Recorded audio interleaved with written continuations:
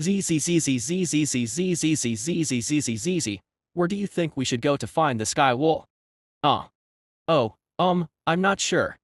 Well, she, who had brought the high priest's golden spear from the nest, seemed fascinated by the changes in my body. She stared intently at my arms with her amber eyes, startled when she heard my question. Well, it's definitely somewhere in the atmosphere, but I'm not sure where it would be easy to find. As you know, they never stop moving. As she said, sky wolves have no nests. Their range of activity includes the entire planet and outer space. They roam planetary atmospheres, absorbing solar and other forms of energy, then move to another planet or star system when they've had enough. The planet with the Galagon's nest is rich in psychic power, so sky wolves frequently visit. Thus, the chances of finding a sky wolf somewhere on this planet are very high. It has not been detected in this area. PS 111 said, eating shark bear meat with its hook-like hand. The piece of meat in its hand shriveled up in an instant, turning into something resembling a dried leaf. The dried meat was then consumed by number 26. As I watched them eat, I thought, we won't approach the Galagon's nest because of the Galagons. In the game, events where Galagons and sky wolves fought often occurred. Sky wolves, which absorb all forms of hostile energy, are natural enemies of the powerful psychic Galagons. Thus, Galagons dislike sky wolves approaching the Galagon's nest. Should we search by flying directly? It seems we have no choice but to rely on my auxiliary organs for the search. Once number 26 and PS 111 finished eating, we began our search for the sky wool. Every flap of my wings made my thick muscles ripple. The black wings cleaved through the air, parting the clouds around us. Soccer ball-sized hailstones mixed in the blizzard struck my wings, but the membrane remained undamaged. As my body and wings soared through the sky like a Galagon ascending, the auxiliary organs under my chin tirelessly performed their tasks. They analyzed all elements in the clouds and the energy flowing through the air without missing anything. ZZZZZZZZZZZZ. See anything unusual? Not yet. Nothing detected. Sky Mother and number 26, riding on my back, were also looking for signs of the sky wool. Sky Mother stood on two legs, scanning the clouds with her hawk-like eyes. Despite her fear of flying, she had made significant progress. Except for gripping my tendrils tightly with her hands. Beside her, number 26 extended tendrils to trace the energy flow. I maintained a speed that wouldn't overwhelm them as they searched. Having just eaten the shark bear and with the berserker synapse effect, I still had plenty of energy. While continuing our extensive search, my auxiliary organs detected something. The feeling tickling the ends of my auxiliary organs was subtly different from psychic power. What is this? I sensed an unusual energy flow from a specific direction. Number 26, seemingly feeling the same, sent out a pulse. Big baby. There's something strange coming from over there. Got it. I slightly folded one wing to turn towards the source of the energy. My body tilted sharply with the inertia. Then I spread my wings wide again, beating them powerfully. My body shot forward like a missile launched from a launcher. As I increased speed and flew forward, a massive mountain peak came into view. It was far taller than the twin peaks where I had hunted crystalwings. The mountain pierced through the clouds and extended far above them. The peak, devoid of snow, appeared black, with no trees growing on it. The sight looked more like a mythological giant than a naturally formed terrain. Amazing. I've never seen such a huge mountain. Sky Mother was right. It felt like seeing Olympus Mons, the largest volcano in the solar system, with my own eyes. The grandeur of the colossal black mountain was truly astounding. As we neared the mountain, the unusual energy flow became even stronger. The black mountain seemed to be emitting energy from its peak, like a volcano spewing ash. That mountain is generating energy. There. The sky wool is there. Just as I was about to focus on the mountain, Sky Mother sent a thought wave. She pointed towards the mountain peak. Though it was hard to see clearly from a distance, tiny specks were circling the peak. I increased my speed to approach it. Soon, the sky wool became visible to my eyes. It had a long body resembling a whale, 6 wings formed from clusters of opal-colored particles, and 8 eyes. It was a sky wool, a whale of the cosmos. Judging by its size, it's still young. A mature sky wool can reach up to 50 meters in length. The one before us was about 60 meters long, nearly twice my size. Sensing my approach, it let out a warning cry. Since I was there to capture it, I ignored its warning and closed in. It spread its wings in anger. The opal-colored particles on its wings began to gather and shine. Damn. Knowing what this meant, I folded my wings and dove. 6 photon cannons fired from its wings, scorching the spot where I had been. In the community, sky wolves are often compared to herbivores. People might misunderstand them as harmless, but think of African elephants or hippos, herbivores but incredibly dangerous. The same goes for the whales of the cosmos. Having fired the first shots, it fired the opal-colored beams again. I wrapped my wings around my body and spun in the air. The beams grazed the outer part of my wing membrane. As I spread my wings again after the evasive maneuver, Sky Mother took action. Using her Ice Spirit ability, she aimed to seal the Sky Wolf's photon cannon attack. The Sky Wolf trembled as its eyes met hers. The light on its wings flickered and then dimmed. I can only hold it for a minute. We have to finish it within that time. Zzzzzzzzz, don't worry. I didn't plan to drag this out anyway. While the Sky Wolf was distracted by the Ice Spirit, I quickly closed the distance. I could see its 8 blue eyes, now devoid of their usual sharpness. The creature, losing its mind, charged at me. I did not dodge and charged right back. Black wings clashed with opal wings, and the thunderous sound echoed like a bolt of lightning striking. The Sky Wolf cried out, overwhelmed by pain despite losing its mind. I, too, felt significant pain at the point of impact, but it was bearable. Tendrils erupted from my back, biting into the creature. It retaliated by striking my head with its wings. Though my exoskeleton didn't crack, the impact was considerable. Pain nullification activated. Ignoring the text box, I bit down on the Sky Wolf's wing. It shrieked in pain and attempted to strike me with its other wing. Help Big Baby with the attack. On it. Everyone riding on my back leapt towards the Sky Wolf, now held in place. Sky Mother wielded the golden spear of the priestess, slicing through its flesh with the glinting weapon. Beside her, number 26 lashed at its back with tendrils, leaving deep cuts. PS 111 crawled spider-like to its flank, slashing with its claws. Sky wolves can absorb energy-based attacks, rendering them useless. As I had warned everyone beforehand, they all engaged it in hand-to-hand combat. In close combat, we have the advantage. The Sky Wolf's melee skills weren't bad, but it had one major flaw: its lack of durability. Its exoskeleton was easily damaged by our attacks. It tried to shake us off by thrashing its body. I tightened my tendrils around it to hold it in place. Realizing it couldn't get rid of us without first dealing with me, it opened its mouth wide. Sky wolf mouths are more for combat than feeding. Male sky wolves bite each other to prove their strength in competition for mates. Even another sky wolf can be fatally injured by those massive jaws. But there was something it didn't know. Now, as it opened its mouth, I thrust my head inside. Before it could clamp down, I drove the horns on my head into the roof of its mouth. 6 massive horns pierced through the soft palate, reaching the sensitive inner areas. I used my tendrils to push myself further into its mouth. It tried to scream, but it was impossible. Nearly a quarter of my body was jammed inside its mouth. I shook my head, tearing up the inside of its mouth with my horns. Finally, when my horns ripped through to its brain, it stopped moving. The light from its beautiful wings faded, and its 6 eyes slowly closed. With its death, we all began plummeting rapidly. Hey, hey, hey, hey. You crazy bastard. We're falling. We're falling. This is fun. Calculating damage based on the fall height. I pulled my head from the sky wolf's mouth and spread my wings wide. At the same time, the tendrils holding the cosmic will bore the brunt of the weight. Zzzzzzzzzzzzzzzzz, hurry up and climb up. Thank you. Phew. That was fun. Even as the others climbed up my tendrils, I didn't stop flapping my wings. With the sky wool in tow, I gradually reduced our falling speed. Now we just have to land and eat. At that moment, a surge of intense psychic power washed over me. I quickly released the tendrils holding the sky wool and shot upwards. In an instant, a thick purple beam slashed through my tendrils. The sky wool's corpse plummeted below with the severed tendrils. King of the sky cannot be allowed to escape. Above me, against the black sky, stood a being resembling a white angel. Amort. The white Galagon who had taken Adha. Amort, the white Galagon, was there. Chapter 206. Amort was the third consort of Odgrad and the second in command within their ranks. While many of her kin shared her white scales, none possessed strength greater than hers.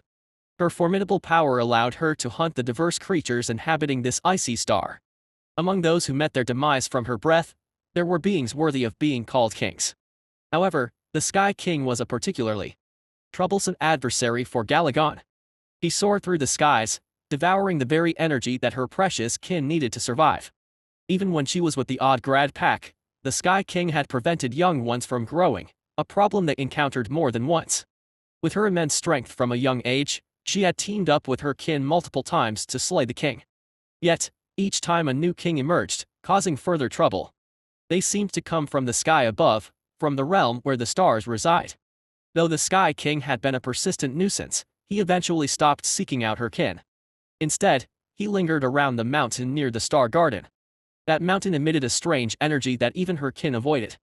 Back when she had green scales, it was fine, but it had changed at some point. Regardless, after she shed her scales and turned white, she once captured the Sky King alone. Now, being even stronger, it would be no problem for her. One potential variable was Adha, her daughter born with a weaker body, unlike her naturally superior kin. There were two reasons for taking her to such a dangerous place to fight a formidable foe. Firstly, it was difficult to move the king's corpse alone. Time was short, and her kin were exhausted. She judged it better to bring Adha along and feed her directly to help her grow. Secondly, Amort. Warning. Escape. Impossible. Pain. Since leaving the nest, Adha had attempted to escape 3 times already. With just the two of them, if she went to capture the Sky King alone, Adha would surely escape the nest while she was gone. Sky King. Strong. This action. Dangerous. Me. Leaving. Danger. Disappearing. Amort tightly grasped Adha with her front paw. Until now, she had knocked her unconscious every time she tried to escape, but this couldn't go on forever. Ken. Daughter of Meteor. Need. Cooperate. Ken. Abandoned. Me. No interest. She knew that Adha was hostile towards her and the other kin, believing she had been abandoned by the group. However, if this continued, it would be problematic. Even if she gained the strength to defeat Oddgrad, it would be useless if Adha remained passive. Oddgrad. Young kin. All. Kill. Is that okay? Amort sent out a wave of thoughts filled with intense emotions, causing Adha to hesitate. Young kin. Innocent. Eventually, Adha relayed a sullen thought wave. Amort, holding the now subdued Adha, resumed their journey. She was the best flyer among the white-scaled kin. She moved so swiftly that even the sound couldn't keep up. Meanwhile, she used her psychic power to reduce the impact Adha would feel. As she soared through the air, she spotted the Black Mountain. She sensed the unpleasant energy emanating from it, along with other strange energies. Sensing the energy flow belatedly, Adha looked up and started struggling. Big adult. Lesser elder. Present. Big adult. Ugly kin. Present. Focusing on the tendrils at her mouth, Amort detected that one of the strange energies was indeed the wavelength emitted by the Sky King. However, the other energy was unfamiliar to her. She realized what it meant that the two energies were intermingled. The big adult that the daughter of Meteor mentioned had beaten her to the hunt. Ugly kin. Hunting. Sky King. Big adult. Strong. Can defeat Sky King. Adha's thought wave carried two emotions, pride and conviction. The unknown energy was similar to psychic power but much stronger. It felt like when she encountered Oddgrad. The claim that the big adult would win was no lie. Amort hesitated for a moment before activating her psychic power. Small purple sparks flickered from her tendrils, and Adha's body went limp. Given her temperament, encountering the big adult would likely trigger impulsive behavior. It was better to knock her out. Amort stopped flying and gently landed on the ground, carefully placing Adha beside a tree. She looked down at her small offspring. Born weak and abandoned by her kin, yet she had become their savior. For a fleeting moment, an emotion flickered in her purple eyes and then vanished. Turning her gaze away, she spread her wings and took to the sky. There was one thing Adha did not know. Why was she still alive and able to leave this planet? But Amort had no intention of revealing that fact. Regardless, it was true that her daughter had been exiled. And she bore some responsibility for that. She was determined to take responsibility. Amort, with her white wings fully spread, hovered in the sky, focusing on her auxiliary organs while keeping her eyes on the creature she was observing. Sky wolves were formidable foes, even for Galagon. While their specs were similar to white Galagon, their special abilities set them apart. Sky wolves, which absorbed all energy, were natural enemies to Galagons, whose strength lay in their high-powered psychic attacks. Only black Galagon, capable of killing a sky wolf in a single strike, could deal with them easily. Otherwise, multiple Galagons were typically needed to take down a sky wolf. Even during the event, they appeared in a ratio of almost 5 to 1. So, there must be other Galagons besides that creature. While scanning the surroundings with my auxiliary organs, Hemort flew towards me. With a single flap of her wings, she reached me in an instant. She swung her front paw, her diamond-like claws aimed at my neck. So fast. She was as quick as a white lightning bolt. Hovering in the air, I quickly pulled my neck back. Her claws narrowly missed my tentacle by a paper-thin margin. As I dodged, I tensed my tail that was hanging towards the ground. The muscles in my lower body tightened, and the pincer at the end of my tail shot upward. Before the pincer could strike Hemort's hind leg, she suddenly shrank. She had retreated swiftly after her failed attack. Purple energy gathered at her tendrils. She was preparing to fire a psychic breath as she withdrew. I hurriedly gathered the energy in my body. She, having gathered her energy first, fired her psychic breath. A purple beam cut through the dark sky. Keeping my energy charged, I fully folded one wing. My body tilted sharply downward, and the beam grazed the top of my carapace. The psychic reflection armor activated automatically, reflecting a portion of the beam back at her. My tentacle, now fully charged, also fired a purple beam. Displaying remarkable agility, Hemort effortlessly dodged the dual beams of psychic power. ZZZ, now. I sent a wave to the mother of the sky on my back, signaling her to use the ice wraith. Damn. She's too far. Sensing we were about to attack, Hemort swiftly distanced herself, causing the attack to fail. How clever. Indeed, it was expected of a Galagon that dared to rebel against a black Galagon. Even after a brief skirmish, her judgment was better than that of most players. Realizing close combat was disadvantageous, it began to fire psychic breaths rapidly. Having acquired the beast's enhanced wings, I could move quite nimbly, if not as fast as a Galagon's hyper-acceleration. I advanced through the torrent of purple storms. Though its aim was considerable, dodging attacks was second nature to me. Adjusting the angle of my wing arms to change flight direction, I evaded the beams with minimal movement. Of course, merely dodging wouldn't suffice to defeat it, so I made sure to counterattack whenever possible. Thanks to the Berserker Synapse effect, my energy consumption was significantly reduced. This effect applied not only to physical activities but also to energy-intensive abilities. In other words, I could use the Divine Spectre more boldly than before. As I spun my body with my wings to dodge a beam, I charged the power of the Thunder God. My body, covered in black scales, gleamed golden, reflecting the sunset. To it, which could see the flow of energy, it would appear differently. It would see a fearsome power concentrating in its opponent's body. Sensing danger, it fired another psychic breath. Seeing that the beam was much thicker than the one I had fired, it must have increased its output. It doesn't matter if it doesn't hit. I dodged the incoming beam, disrupting the golden glow around my body, and lifted myself upward. Then, something unexpected happened.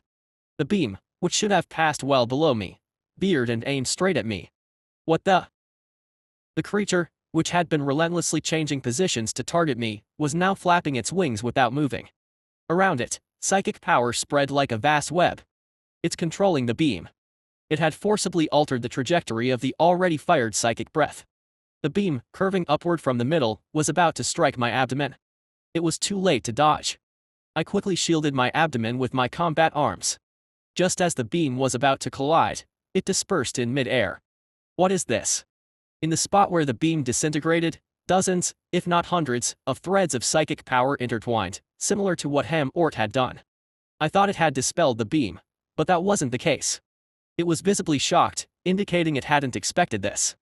At that moment, a wave came from the figure on my back. I will protect the big baby. Number 26. The current miracle was undoubtedly caused by it. Like Hemort, it had interfered with the psychic breath. However, it seemed it wasn't an easy task, as its wave carried signs of exhaustion. No matter what, this is our chance. I didn't know how the two of them used similar methods, but now was the time. Seizing the opportunity it created, I activated the Divine Spectre. The golden light enveloping my entire body climbed up to my neck and gathered around my mouth. The Divine Spectre. I unleashed that power from my mouth. A moment later, Hamord also released a breath made of pure psychic power. A golden dragon tore through the sky. Opposing it, a purple celestial horse charged. As they collided, a storm of light erupted. Between Hamord and me, a sun made of mixed energies emerged. A blazing sun of purple and gold. Eventually, the sun exploded, releasing a tremendous shockwave. The shockwave of light cleared the black clouds that enveloped the planet's atmosphere.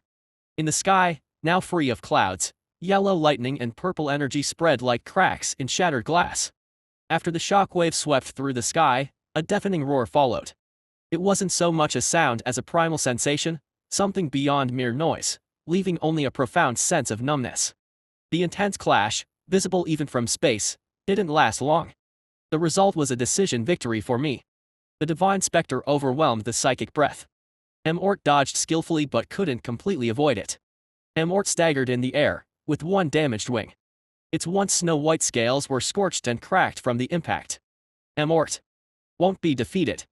Even in this dire situation, it roared defiantly. Its tendrils turned a lighter shade of purple. As I prepared to fire the Divine Spectre again, my auxiliary organs warned me. A large number of life forms were rapidly approaching.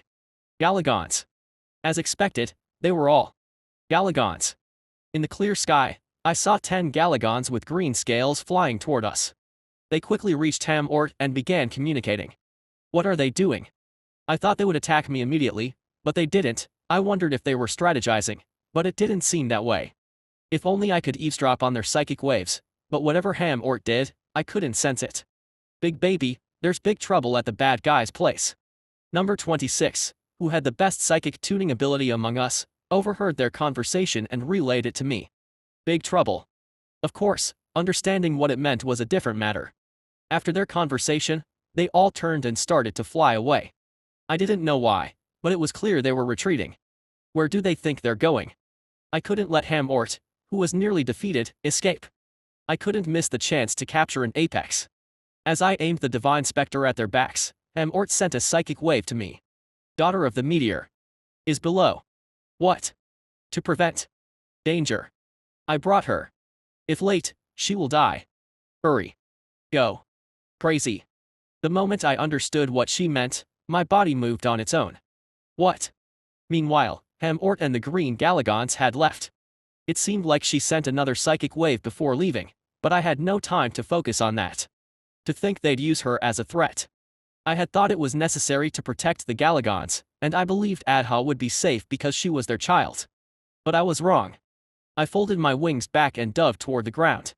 I landed almost in a crash and immediately activated my auxiliary organs after dropping off the kids. The sky wool, dead and scattered, was the least of my concerns. Where is she? Where? There. I caught a familiar scent from one side of the forest. I hurried in that direction. Soon, I saw a Galagon lying next to a tree. The beautiful green scales like emeralds and the small, chubby body was unmistakably Adha.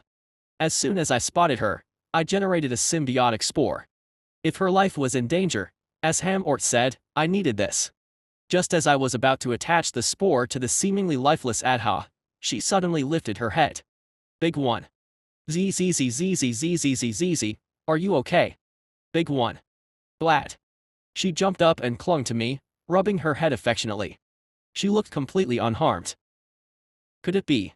I didn't want to believe it, but it seemed I had been deceived. Chapter 207. The creature that was rubbing its head against my body suddenly stopped and lifted its head. Then she called out to me through telepathy. ZZZZZZZZZ, are you hurt? No. Pain. None. At all. I wondered if she had an injury I hadn't noticed, but it didn't seem to be the case. The creature hesitated and backed away from me. Just a moment ago, she was excited to see me, but now she seemed awkward. Not only her behavior but also the telepathic waves radiating from her body were filled with negative emotions. Why is she acting like this all of a sudden? As if to answer my question, she sent another telepathic wave. I apologize. Must. ZZZZZZ, apologize. I followed. Amort. Abandoned.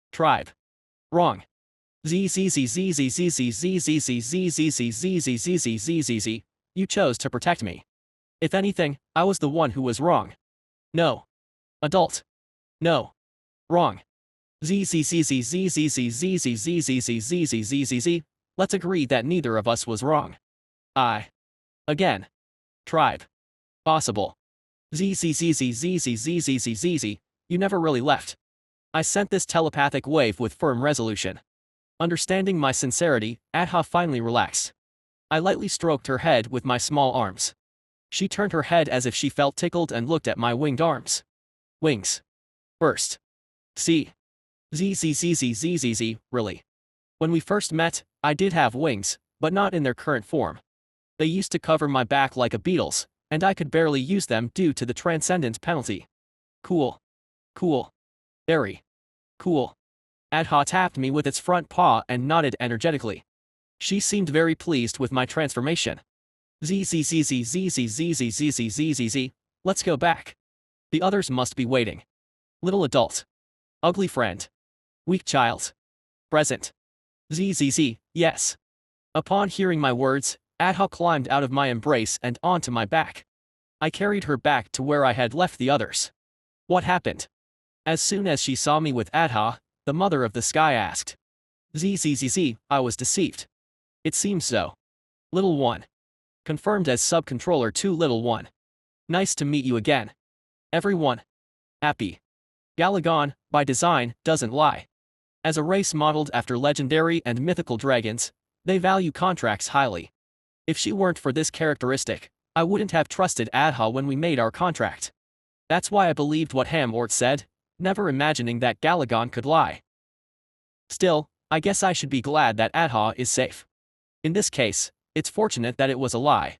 Despite my annoyance at being deceived by Galagon. Just then, having greeted everyone, Adha trotted up to me. Sky King. Adult. Unt. Sky King. It pointed to the burst sky whale with the tip of its horn. Why did they come here? While Hamort might be okay, Adha was not well suited to fighting sky whales. She couldn't use its psychic abilities and was too small to land any effective hits. Conversely, it would be very easy for a sky whale to kill Adha. Whether she fired a photon cannon or struck with its wings, Adha would be done for. Adha must know this. As if to answer my question, Adha sent another telepathic wave. Amort. Said. Sky King. Need it. I. Said. Adult. Already. Unted. Sky King. Unt. Useless. Adha proudly spread its wings. It seemed Hamort intended to target the sky whale, but then realized I was already here and Adha told her that hunting the sky whale was impossible. I understand needing the Sky King, but why did you come together? Amort. Said. I. Must eat. Sky King. Savior. Condition. ZZZZZZZZZZ must eat the Sky King. Now that I looked closer, Adha's wings were different. Earlier, I was only checking for injuries, but now I could see clearly. There are spots on her wings. Near the membrane of the wings, there were white spots, like grains of sand. She seemed more natural than a sign of illness, like freckles. White. I suddenly wondered if Ham-Ort was trying to evolve Adha. The growth conditions of Galagons are unknown. I don't know how Adha grew. When she molted the green scales, I was not with her. Ham-Ort. Rot. Snake King. Adult. Unted. Snake King. Much. Bigger. Snake King. That I gave. That can't be. Oh. I remembered. The first apex creature I hunted on this planet was the ice horror. Considering its size and appearance, it could indeed be called a Snake King. Does Adha need to eat apex creatures to become a white Galagon? When blue Galagons, which can be considered hatchlings, absorb the natural psychic power from their nests, they grow. Once they become green Galagons, they start hunting wild animals in earnest. On planets where dragon nests are located, there are usually many apex creatures, so they inevitably have to fight them. Apex creatures are generally very nutritious. Ice horrors, glacier fiends, crystal wings. All of them are beings that possess immense energy. By hunting and consuming these monsters, they accumulate that energy in their bodies and grow into white Galagons. Although this isn't entirely accurate. If my hypothesis is correct, there should be more white Galagons in the dragon's nest. Since there aren't, it's likely there are other factors I'm unaware of. Maybe Adha is unique. Ham-Ort took Adha because she was special. She said she was necessary for fighting the Black Galagon group. Of course, it's unclear why such an important creature was handed over to me now. ZZZZZZZZZZ, will you change if you eat the Sky King? Ham-Ort said. Change. Possible. I absorbed. Snake King. Changed. Stronger. Adha pointed to the spots on its wings with its front paw. Testing she would confirm it. If what she says is true, Adha should change after eating sky whale meat. In any case, Ham-Ort and the Galagons are under my control. Adha knows where they are. If there's anything uncertain, I can just capture and question them. I approached the sky whale's corpse. I activated the symbol of the hunt amid the pool of blood and fragments of entrails scattered on the ground. My head transformed, with a carapace covering my eyes. My back split open, revealing skeletal scythe arms, and small claws resembling centipede legs sprouted all over my lower body. These were changes that occurred when I previously used the symbol of the hunt, but there were two differences. Under the influence of the Berserker synapse, which drastically reduces energy consumption, my body didn't elongate as much as before. My current body length was approximately 45 meters. Considering that I usually grow at least twice as large when using the symbol of the hunt, this was an exceptionally small size. I don't have any complaints about the size. It might actually be an advantage. The other difference was the red patterns on my arms and wing membranes. The red patterns, spreading like blood vessels from the inside of my combat arms and wing arms, followed the muscle fibers and extended to the wing membranes. The original black wings were cool, but they had their own charm. Adult wings. Cool. ZZZZZZZ, yes, they are. After completing my transformation, I bit into the head of the sky whale, its contents spilling out. The others approached and started tasting the space whale's meat as well. It's unique to Odd Grad's group, but original Galagons value their young highly. Galagons don't lay many eggs, and even the few they do lay often don't hatch due to harsh environments. The few eggs that do hatch are precious, so the whole group is desperate to protect them. Those not out hunting, whether female or male, guard the nest and the young. Since most members are usually out hunting, it's safe to say that the majority protect the nest. There are only two situations where hatchlings in a nest guarded by the entire group would die: when a predator like a sky whale appears, or when a stronger group of Galagons attacks. And now, the group following Ham-Ort was on the verge of annihilation. The forest surrounding the nest was ablaze as if it had been bombarded. Amid the roaring flames, Galagons with various colored scales lay fallen. The cave serving as the hatchling Galagon's sanctuary had its ceiling completely torn off. Inside, the bodies of Galagons were piled up like a mountain. Most of the bodies were those of blue hatchlings. Ham-Ort, the leader of the nest, was watching the horrific scene. It wasn't because she was ruthless or lacked affection for her kin. Her body was in a state of utter devastation. Her beautiful white wings, once like a bride's dress, were completely torn off, and only a third of her tail remained. 3 of her 4 brilliant horns were broken, and the tendrils around her mouth were half torn off. It was hard to find any part of her body that wasn't broken. The one who had reduced her to such a pitiful state floated leisurely in the sky. A being with 6 horns and jet-black scales like the night sky, overwhelmingly larger than Hamort. The most powerful Galagon on this planet, the great Odgrad. He was holding a blue Galagon in his front paw, sucking its bodily fluids. Ripping apart the hatchling with his purple tendrils, it was a sight Hamort had tried desperately to prevent. After devouring the hatchling in an instant, he tossed the shriveled corpse in front of her. Evil Odgrad. Killed the young kin. Killed kin who were once part of the group. Hamort's psychic wave, filled with rage at the brutal death of the young ones, erupted. Although the 2 factions were at war, there was no reason to kill the ignorant hatchlings. Moreover, Odgrad's faction was split in 2 due to rebellion. Killing all of them when even one more could be useful was not a wise decision. The young kin are innocent. Cruelty. In response to her primal expression of fury, Odgrad calmly replied. Odgrad speaks, rebel seeds must be eradicated. However, he landed on top of Hamort. The sheer weight of his larger body crushed her, causing her to scream. I do not kill rebels. Hamort will not surrender. It does not matter.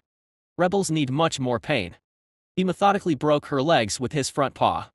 She couldn't even scream in extreme pain, only letting out faint groans. Odgrad commands, take the rebel away. Yes. Hunt down the escaped rebels. Kill them.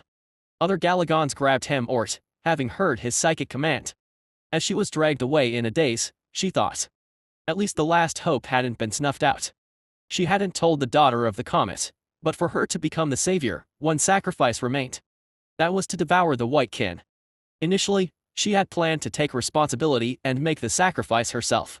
But Odgrad's assault on her nest had disrupted that plan.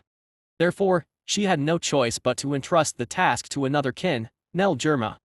Nelgerma was also a female who had risen against Odgrad. Even in a dire situation, she had acted promptly upon hearing Hamort's request. While Nelgerma drew their attention, another white kin led the surviving kin to safety. She did this to complete the final mission given to her. Now, there was nothing left for Hamort to do. All that remained was to see what choice her daughter would make. Throughout, she had made only wrong choices. There were only 2 decisions she could confidently say were right. But she hoped her daughter would make wise choices. She continued to pray until she lost consciousness. Chapter 208. Sky wolves are highly sought after prey. Their wings, capable of firing photon cannons, are used as materials for megacorp's weapons, while their internal organs, including the gallbladder, are utilized in cult rituals and ceremonies. The oil accumulated within their bodies is said to be useful for cleaning delicate mechanical devices such as android brains and spaceship computers. Because they are beneficial to various species, there were always battles wherever sky wolves were found. Moreover, sky wolves are a delectable prey for species that gain strength from traits like amorphs and outspacers. This is because sky wolves rarely have useless traits. Abilities like space flight, being a giant creature, and generating photon cannons are all extremely useful. Could energy absorption be considered useless? In fact, even this trait has its uses under the right conditions. If one has already acquired enough useful traits and no longer needs new ones, the advantages outweigh the drawbacks. In any case, to every player, sky wolves are considered Christmas presents. The trait I gained from it was not energy absorption. It wasn't space flight or being a giant creature either. I never expected that trait to appear. In fact, I had hoped for the sky wolf's photon cannon attack trait, but this trait isn't bad either. Thanks to it, I was able to fuse it with my existing traits and gain a new fusion trait. However, what astonished me right now wasn't the trait.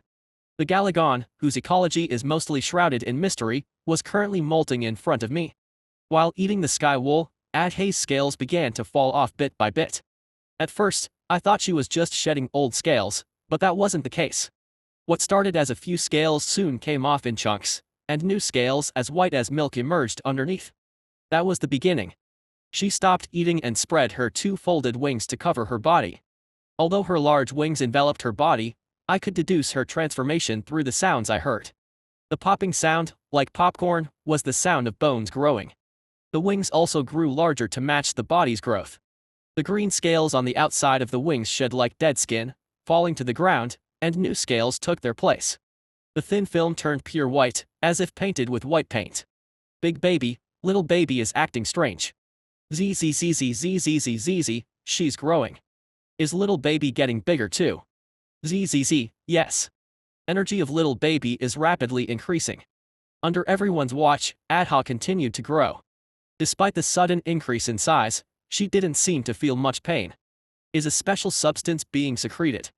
In the case of amorphs, their entire body is restructured in a cocoon state. Thanks to the mucus filling the cocoon, they don't feel pain from the transformation. Perhaps the Galagon undergoes a similar process, secreting substances in its brain that alleviate growth pains. First a sea demon, now a Galagon. I must be the only player to have directly witnessed the growth of two rare creatures. And how much time had passed? A white lotus blossomed atop the bloody water. The transformation was complete. The newly molted wings looked like perfectly crafted diamonds. They were both beautiful and undoubtedly strong. Is this evolution? Adha had grown into a white Galagon. Although her body length had significantly increased, it was still much smaller than her kind. Even compared to white Galagons of the same stage, and regular green Galagons, it was smaller. 4 meters. It's slightly smaller than Mother of the Sky. Her body length was shorter than the griffin form of Mother of the Sky. Of course, if you included the wings, Adha would be larger. She feels quite different because of the body change. Previously, she had a delicate appearance like a young deer. However, now she seems much more mature. Perhaps the head remained the same size while the body grew larger. Below her small head, her slender body had developed appropriate muscles, giving her a healthy look. Her long neck and waist now had a more elegant curve.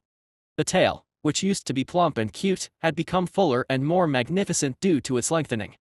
This gave it a pleasingly full look, not an overweight appearance. Despite her small size, she boasted a beauty far surpassing other Galagons. Additionally, she had a feature unseen in her kin. She has red markings on its body. From the crown of its head to her neck, back, the inner membranes of her wings, and down to her tail, there were vivid red wave-like patterns. The striking red markings on the spotless white scales made it stand out. A special being. The savior mentioned by Ham-Ort and the red markings brought something to mind. The ultimate creature, the red Galagon, the mightiest of all Galagons, standing shoulder to shoulder with the Vortex One.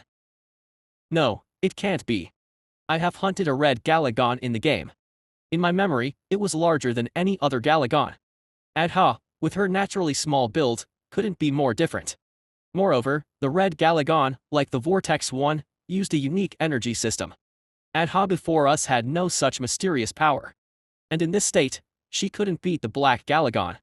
No matter how special or white Galagon she is, the size difference is too vast. Plus, Adha had just grown and hadn't learned how to fight as a white Galagon. I don't know what Ham-Ort was thinking, but her fighting Odgrad now would be a sure defeat. I'll have to ask her directly. To understand Adha, capturing Ham-Ort seemed necessary. I never thought I'd see a Galagon's growth in person. Little baby, you've changed somehow. Comparing registered sub-controller to little one with current compatibility 72%. Adjusting target features. Noticing our gazes, Adha slowly folded its fully extended wings. The way she neatly folded its long wings was unmatched by other Galagons in elegance. It could be likened to a young bride in a wedding dress. How do I look? You look magnificent. Yes, the little baby grew up splendidly. Thanks.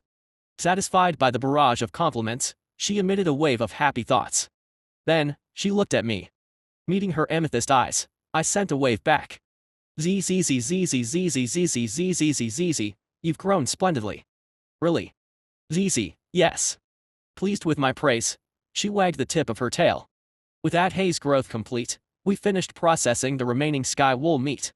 She consumed a lot of blood, possibly due to the energy used in her growth. Even though the meat had lost its juices, becoming dry, it didn't matter. None of the apex creatures disappointed me, sky wool included. It had a very unique taste. It was like a strong lemon-flavored blue Hawaii drink turned into a firm jelly. The texture was almost like gum, making it fun to chew. Not exactly a meal feel, though. After the feast, I called Adha. I wanted to ask for directions to the nest. I know the nest's location. Zzzzzzzzzzzzz, good to hear. While thinking everything was going smoothly, it cautiously sent a thought wave. Big baby, I have a request. Zzzzz. The nest has many young kin. Can you spare watercolored kin? Adha looked up at me with trembling eyes. I did not answer immediately. Previously, number 26 had shown compassion for her kind multiple times. Not just towards the bubble amoebas, but also for PS-111, which it cared for because it smelled like its kin. So, I thought Adha might behave similarly someday. Despite being abandoned by her kin, Adha, possessing delicate emotions, might develop a sense of kinship, though less intense than number 26's. Blue Galagon, huh? All Galagons are classified as apex creatures. When I first contracted with her, I intended to wipe out the entire nest. I never thought I would get so attached. Now, I hold affection, big or small, for everyone around me. No matter how many times I reflect on myself, this is undeniable. As long as it doesn't threaten my survival, I want to fulfill their requests. However, this situation is different. Whether to exterminate the Galagons or not is tied to my survival. To acquire traits and meet the conditions for evolution, I must kill Galagons. Even if I only kill the adults to meet the evolution conditions, there's no reason to spare the young ones. There are still traits to be gained from blue Galagons. Adha has spent considerable time with me. She likely knows my thoughts. She's highly intelligent. Thus, she's probably proposed a compromise, suggesting sparing only the young while accepting the others' deaths. From her perspective, it's a reasonable proposal. Unlike the kin who abandoned her, the newly born young are innocent. What if I refuse here? Adha has chosen to become one of my kin. Given the contract, she wouldn't refuse my request to be led to the nest. However, the impact would be inevitable. Exterminating the Galagons would shatter our relationship. Not only would our relationship be ruined, but expecting her to perform in battles as she did before would be impossible. Which option benefits me more? Should I sacrifice my relationship with Adha and kill the Galagons? Or should I meet the evolution conditions and spare her kin, thus honoring her request? As I was about to make a decision after much deliberation, Adha, who was in front of me, widened her eyes and flew up into the sky. What? In an instant, she flew so high she became a small dot. Shortly after, number 26 came hopping over. Big baby. Bad guys are here. Zzzzzzzzzzz, bad guys. Yes. Flapping bad guys.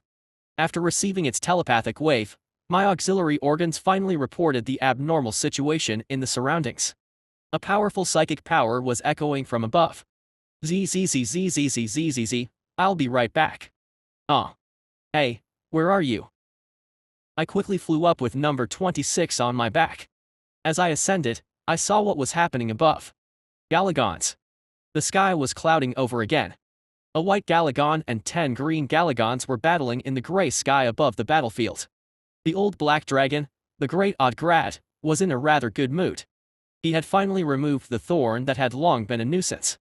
The rebels who opposed him had fallen, and the ones who fled would soon be dealt with by his subordinates. The leader of the traitors, Ort, would never see the outside world again. She would be confined to a dark cave, laying eggs until her death. At last, everything had returned to normal. Now, Odgrad's pack would move according to the perfect order he had established. He lay down on the glittering minerals spread across the cave floor. Just as he was about to drift into a pleasant sleep, a vision appeared before his eyes. A black kin attacked him and slit his throat. He couldn't resist at all. All he could do was helplessly fall to the ground. The vision ended as he crashed onto the barred floor. Odgrad, now fully awake, quickly got up. Future vision. Why? Odgrad glimpses the future through dreams or visions. Usually, these futures appear in dreams. It's very rare for them to appear as visions like now. A future that appears as a vision is an extremely dangerous one. Based on his experience, he only saw such future visions when death was very close. Rebel. End it. Or not. There are no more kin who can grow into a black kin. The closest is Ort, but she is currently trapped in a cave, dying. As he pondered this incomprehensible situation, a subordinate hurriedly entered from outside. Great Odgrad, report. Speak. Black kin, discovered. The report came from a kin with green scales. The vision he had seen was no lie. A foreboding death had taken one step closer to him. Chapter 209. I vigorously flapped my wings, swiftly gaining altitude. The clouds that had been torn apart by my fight with Ham-Ort had already returned to their original positions. In the midst of the snow, rain, and occasional lightning, I could see a star floating majestically. I flew quickly to approach Adha. Big adult. ZZZZZZZZZ, what happened? Ken. Chased. ZZZ, Ken. I. White Kin. Meeting. Amort. Pack. As she said, the Galagon were flying this way and fighting. The white Galagon being chased was covered in blood, while the 10 green Galagon chasing her appeared relatively unscathed. Even if it was Ham-Ort, a distinguished Galagon, it would be difficult for an ordinary white Galagon to face 10 of them. If left alone, she would be hunted and killed by the green Galagon. Big adult. White Kin. Has something to say. ZZZZZZZZZZZZZ has something to say. Important. Trust. Request. I looked at her, thinking she wanted to save her kin, but that didn't seem to be the atmosphere. Eating the green Galagon right now wouldn't be a bad idea either. The symbol of the hunt had ended before I spoke with Adha. Although the effect of predation might not appear, it wouldn't be bad to fulfill the evolution conditions. There are a lot of them. I looked around. Other than the 10, there were no additional Galagon following. ZZZZZZZZZZZZZZZ. Shall we clean this up first? Agree. Let's beat them up. I spread my wings wide and gilded towards them. Adha, who was flying beside me, dashed ahead with a speed as fast as her mother. In the blink of an eye, she approached the group of green Galagon and began to move quickly, shooting psychic breaths. Impressive. According to the setting, Galagon needed to go through a series of charging processes to shoot psychic breaths. Because of this, they would stop their body before shooting. The same goes for reality. Even a Galagon with exceptional skills like Ham-Ort would flinch slightly when shooting a breath. However, Adha had no such drawbacks. He was firing short bursts of psychic breath in a rapid-fire manner while using super acceleration. The enemies were bewildered by the unprecedented attack style. They tried to cling to Adha using their super acceleration ability, but Adha was much faster. While Adha drew attention, the blood-soaked white Galagon also fought back against the enemies. She's fighting better than I thought, but a newly grown Galagon and a severely injured white Galagon can't defeat 10 enemies. If the green Galagons used their numerical advantage to encircle Adha, it would be hard for her to exploit her strengths. It seemed the enemies had the same thought, as they began to position themselves to surround her. I can't let that happen. Although not as fast as Adha or Ham-Ort, I could also fly fairly quickly. I quietly approached the Galagon, hiding in the clouds. The green Galagons were completely focused on the enemy in front of them. I waited for one to fly near me and then darted forward. The green Galagon was startled when a creature several times its size suddenly appeared from the black clouds. The corrosive tendrils on my back quickly wrapped around its body. Wah! It tried to send out a warning telepathically, but I was faster. I opened my long snout wide and tore into its neck. I carried the limp body of the Galagon with its broken neck back into the clouds. Laggard, a green-scaled male Galagon belonging to the pack of the Great Odd-Grad, was in a good mood. He had never had a chance to mate until he matured from blue to green scales. This was because the Great Odd-Grad strictly controlled the males, ensuring none but himself could have a mate. The old black Galagon was still so powerful that even the pure white adults were wary of him. A green-scaled Galagon like Laggard was no match at all. One day, while he was quietly living in resignation, an opportunity came to him. Amort, the third mate of Odd-Grad and second in rank in the pack, rebelled. Despite her young age, the powerful White Queen was a female Laggard admired. She rejected Odd-Grad's domination and formed a new pack. At that time, Laggard had considered leaving the pack, but the fear of Odd-Grad's wrath prevented him from acting on it. His prediction was correct. Those who followed Ham-Ort could not escape the Black Galagon's fury. Most were killed, and the White Queen ended up laying eggs until she died. If Laggard could kill the remaining members of Ham-Ort's pack, he might gain the opportunity he had always desired. That was the chance to mate with the White Queen he admired. His dream was gradually becoming reality. A small nuisance had appeared and caused some trouble, but he was not worried. Although the abnormally small White Kin was very fast and strong, that was all. Their green-scaled group was much larger in number. It might take some time, but the ones who would survive here would be the pack of Odd-Grad. Thinking this, Lagard looked at the target. Two kin were fighting against the white kin. Just as he was about to think they were fighting well, Lagard sensed something was wrong. It was because there were originally 3 kin assigned to fight the white kin. Lagard. Target. Surround. Support. A kin called out to him to catch the small nuisance. Lagard, looking at his kin, realized that something was wrong here too. There was one missing here as well. Question. Can. Missing. Cannot. Understand. Can. 10. Now. 8. The kin who didn't understand him stopped in midair.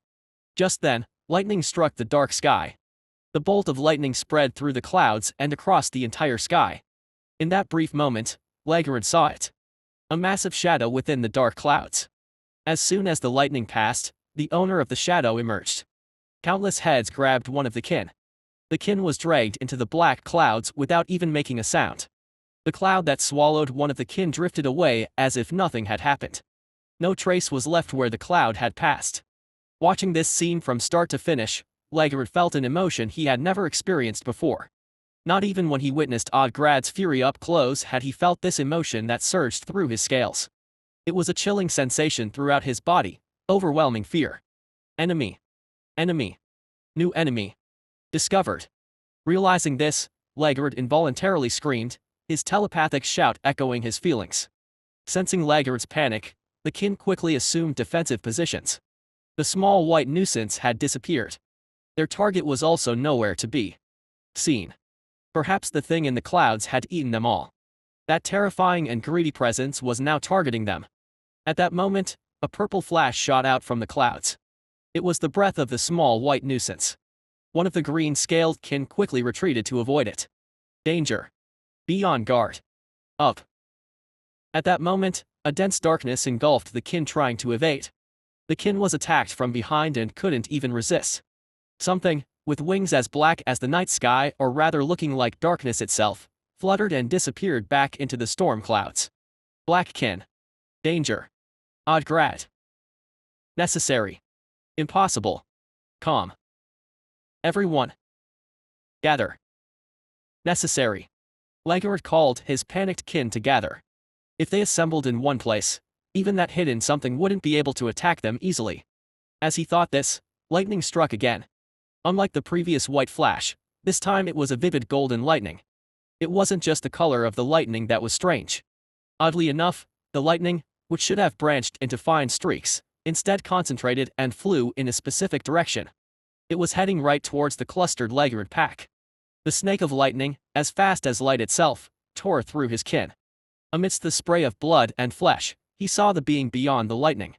Sitting on the throne of the sky was the Black King of Death. The many heads of the king were holding onto Lagard's kin. Then, the white lion sent by the black kin spewed a purple flame at him. It was easier than I thought. I was slightly worried because there were 10 of them, but it resolved more easily than expected. Perhaps because they were inexperienced young ones, they quickly became scared. If there had been a white Galagon among the enemies to lead them, it wouldn't have ended so quickly. Maybe 1 or 2 of them escaped and went to fetch reinforcements. After that, an endless cycle of battle would await, with Galagons relentlessly attacking until I died. I'm glad that didn't happen. After dealing with the green Galagon pack, we descended back to the ground. A new Galagon, huh? The pieces of the bodies have fallen over the forest. So, you want me to collect them? Got it. I'll help too, middle one. Can't you change that name? Insufficient authority, conditions not met, unable to comply. While the Mother of the Sky and PS-111 went to the forest, a white Galagon approached me. Nelgerma. Blackkin. Thanks. The female white Galagon, who introduced herself as Nelgerma, expressed her gratitude to me. Is she one of Hamort's followers? I looked over the injured Galagon. Covered in wounds, she was in a very weakened state. If I attacked right now, she would die quickly.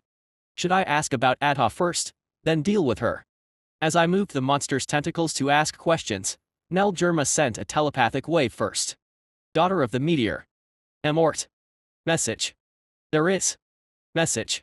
For me. Odd-Grad. Pack. Attack. Can. Most. Dead. Young can. Few. Left. Rest. Dead. Nelgerma's words shocked both me and Adha. The creature, with eyes like amethysts, opened its wings and trembled, furious at the news of the young kin being brutally killed. Odd grad. Bad. Young kin. Pitiful. However, in my case, the feelings were a bit different. He made the first move. It seems that while Hamort left with Adha, the Black Galagon attacked their nest. Without a leader on this side, and with a leader on their side, a Black Galagon even stronger than a white one, what happened next was predictable. There must have been a massacre. The reason Hamort rushed back in the middle of our fight must have been because of that. She intended to join her kin, even if late, to fight against the Black Galagon. But it looks like she failed. Anyway, if she attacked the nest and slaughtered the Galagons, it's a significant loss for me too. The number of genetic essences I can acquire would decrease. No, more than the genetic essence, the evolution conditions are the problem. To evolve into a saint, I must personally kill an apex. Eating the remains of a creature killed by another does not fulfill my evolution conditions. I asked Nelgerma. ZZZZZZZZZZZZZ, what happened to Hamort? When I left, Odgrad and Hamort were fighting. 9 out of 10, Hamort is dead. Even if she's stronger than a typical white Galagon, he can't surpass the color difference. More importantly, the daughter of the meteor. Hamort said, savior, condition. Black kin already devoured the Sky King. So white kin, devour necessary. Devour kin. Hamort wants to sacrifice herself for the daughter of the meteor's growth. Impossible. Impossible. Adha, listening to Nelgerma, reacted with disbelief. Hamort abandoned me. Sacrifice. Lies. The idea that the mother who once abandoned her would now sacrifice herself for her seemed unreal to her. Even if they are kin, it's hard to trust someone who once abandoned you. I could understand her feelings, having had a similar experience. She probably has it much worse than I did. Leaving the nest on this harsh ice planet without hunting skills means certain death. The group that abandoned Adha clearly wanted her to die. Actually, Hamort can't be the sacrifice. Instead, Nelgerma is the sacrifice. Impossible. No time. Odgrad will find the remaining young kin. As she shook her head, Nelgerma desperately tried to persuade her. While watching the two, number 26 approached me. It poked me with one of its tentacles. Big one. ZZZZZZZZZZZZ, what is it? Is the big flapper the little one's mom? ZZZZZZZZZZZZZZ, yes, but that's a long time ago. Once a mom, always a mom. Honestly, I didn't want to engage in such trivial conversations with number 26 in this situation. So I stayed silent, but it continued. When she fled, she said something. ZZZZZZZ, what? She asked to take good care of the little one. I was about to dismiss it as nonsense when something suddenly came to mind. When Hamort deceived me and retreated, she sent me a brief signal. At the time, I was too preoccupied with Adha being in danger to properly hear it. She said she hoped the little one would survive. ZZZZZ, that? Is it because the big flapper is her mom? I couldn't say anything in response to number 26's words. If I think about it that way, it makes sense. Why Hamort handed over her supposedly important daughter so easily? When she communicated with her kin, she must have realized that their nest was under attack. Moreover, since I had already taken the Sky Wool, Adha's growth was no longer possible. So, she entrusted her daughter to me and went back to defend the nest. But that's not all. She thought it wouldn't be enough with just me, so she took out insurance. She knew how strong I was, but judged that I was weaker than the Black Galagon. So, she told the White Galagon fighting at the nest to send Adha to me. Whether Adha eats her or I kill Nelgerma and feed her to Adha, it's the same. Either way, if Adha becomes stronger, she can survive the Black Galagon. It was her last gamble. Ah. Clever. Of all the enemies I've faced in this world, none have been as smart as her. Not Megacorp's noble capital, not Star Union's androids, not even the players. Maternal instinct. It's ridiculous to apply human standards to a Galagon. But there's no better concept to explain this situation. A mother's desire for her daughter's peace and happiness. Or perhaps Hamort wanted to atone to the daughter she once abandoned.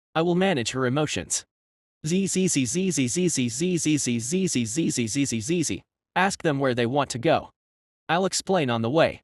Follow me. Agree. Everyone. Move. Everyone started moving as planned. In the end, only Adha and I remained at the location. Adult. I. Shock. Young Ken. Death. Don't want. Z. I know. Young Ken. Innocent. Odd grad. Bad. Honestly, I had also intended to consume all the Galagon before things escalated like this, but I didn't say that. Instead, I brought up a different point. Z, you must seek revenge. Agree. Revenge. Necessary. Z.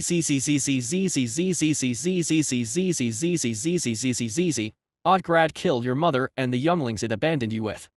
Agree. As the waves from the monster's tentacles resonated, flames erupted in Adhe's eyes. Not metaphorically, purple flames literally flared up over her amethyst eyes. Her latent psychic power was manifesting outwardly. Odd grad must pay with death. So must its kin. Agree. Odd grad. Death. Necessary. Necessary. Adha nodded vigorously.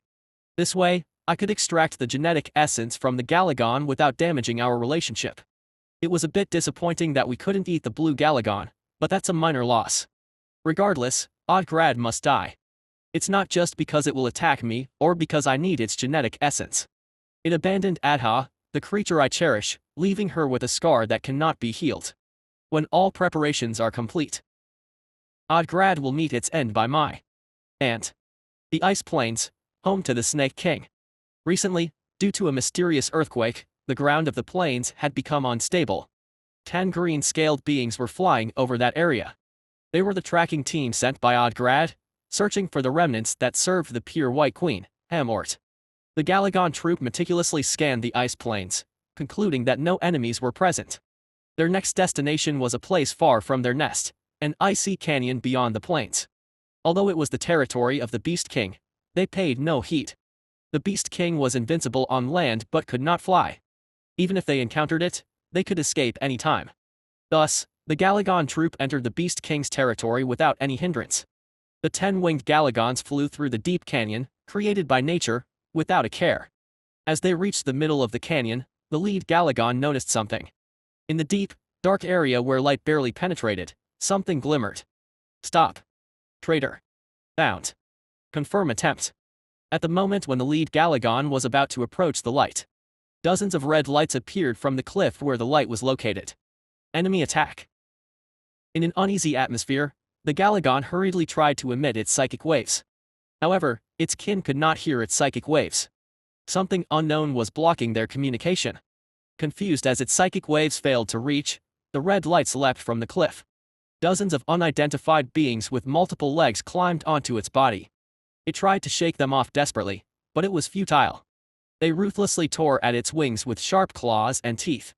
In just a few seconds, covered in blood, it plummeted into the unseen abyss below. It hoped its kin would escape unharmed, but reality betrayed its expectations. Its 9 comrades also fell into the abyss just like itself. From the cliff above, more red lights coldly looked down at them. Hostile organisms, 10 specimens subdued. Energy supply initiated. Expected recovery of PS 111 up to 75% based on energy level. Resumption of activity anticipated. Deploy recovery team, supply team. Even as they fell, the red lights continued to emit unintelligible sounds. The green Galagon could never comprehend what those sounds meant. Chapter 211. In the Megacorp, it is called PH 101, and in the Cult Empire, it is known as Sagel 08. Designated as a holy land by the cult, this planet features mysterious and dangerous nature with diverse ecosystems. Rare creatures, seldom seen elsewhere, roam the planet, and the native wolf tribes maintain their unique civilization, hostile to outsiders. To put it simply, this place was a dangerous paradise. Protected strictly by the Cult Empire, this planet saw few footprints from external civilizations. Occasionally, pirates, smugglers, or fanatic researchers from the Megacorp attempted to invade, but success was rare. Most were destroyed by the Empire's defense fleet before even entering the atmosphere. However, The notion of a well-preserved natural planet was now outdated. Black flames from the sky and golden lightning shot by demons on the ground. The aftermath of a war between transcendent beings affected the entire planet. The planet's sky was in complete disarray due to magnetic storms and debris from exploded carrier fleets. Trees that once colored the ground green were burning fiercely, and countless creatures within them were scorched to death. Although some creatures managed to survive, their situation was not favorable. As time passed, the fires spread, and their habitats shrank inversely. For once, creatures that usually had a predator-prey relationship were fleeing from the fire together. A predator resembling a black panther with spider legs, the Night Stalker eyed the fleeing wood devil with a cover lick of its lips. The creature, slightly singed by the flames, emitted a unique scent. That enticing smell drove the Night Stalker crazy. The Night Stalker knew that escaping the fire took precedence over attacking each other at the moment. However, that scent was irresistibly alluring. Grrrr. Dominated by overwhelming hunger, the Night Stalker drooled as it ran. The wood devil, unaware of the thoughts of the creature behind it, continued to flee. Grrrr. RK. Just as the Night Stalker was about to pounce on its prey, it halted in mid-air as if frozen. Panicked, it struggled to break free from the invisible force, but it was futile. The unseen power crushed the Night Stalker's bones before it could resist. The wood devil met the same fate. Both creatures, with their bones shattered in an instant, floated in the air and were carried away somewhere. They flew through the burning forest and landed in front of a pink creature. This pink creature resembled a jellyfish but was incomparably larger. Even combined, the Night Stalker and wood devil's corpses were not half its size. Beneath its round body extended numerous fins and tentacles.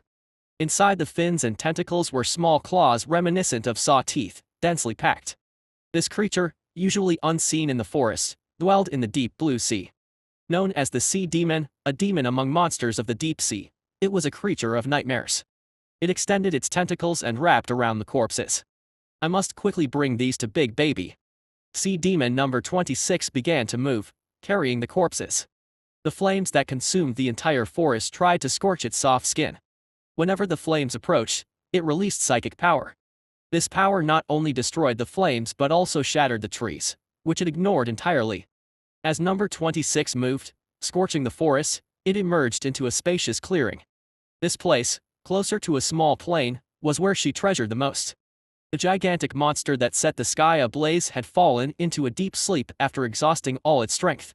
In front of the monster's elongated snout was a mountain of various creatures' meat, prepared to feed it. Number 26 approached the pile of corpses to arrange the food properly. As it did so, something small fell from the sky. It was small animals or insects inhabiting the forest. Food found it. The entity that dropped the small prey landed in front of number 26. With a long, sleek body, a cluster of small tentacles instead of a mouth, and wings as large as its body, the creature was a rare being from a place far removed from this planet. It was a Galagon. The green scales indicated it was a well-grown specimen, but its size was very small compared to other green Galagons. Adha, a mutant female Galagon, nodded in satisfaction as she looked at the prey she had caught. I brought a lot.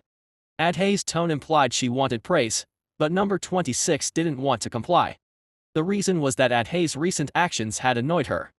I stacked the food nicely, but little one messed it up.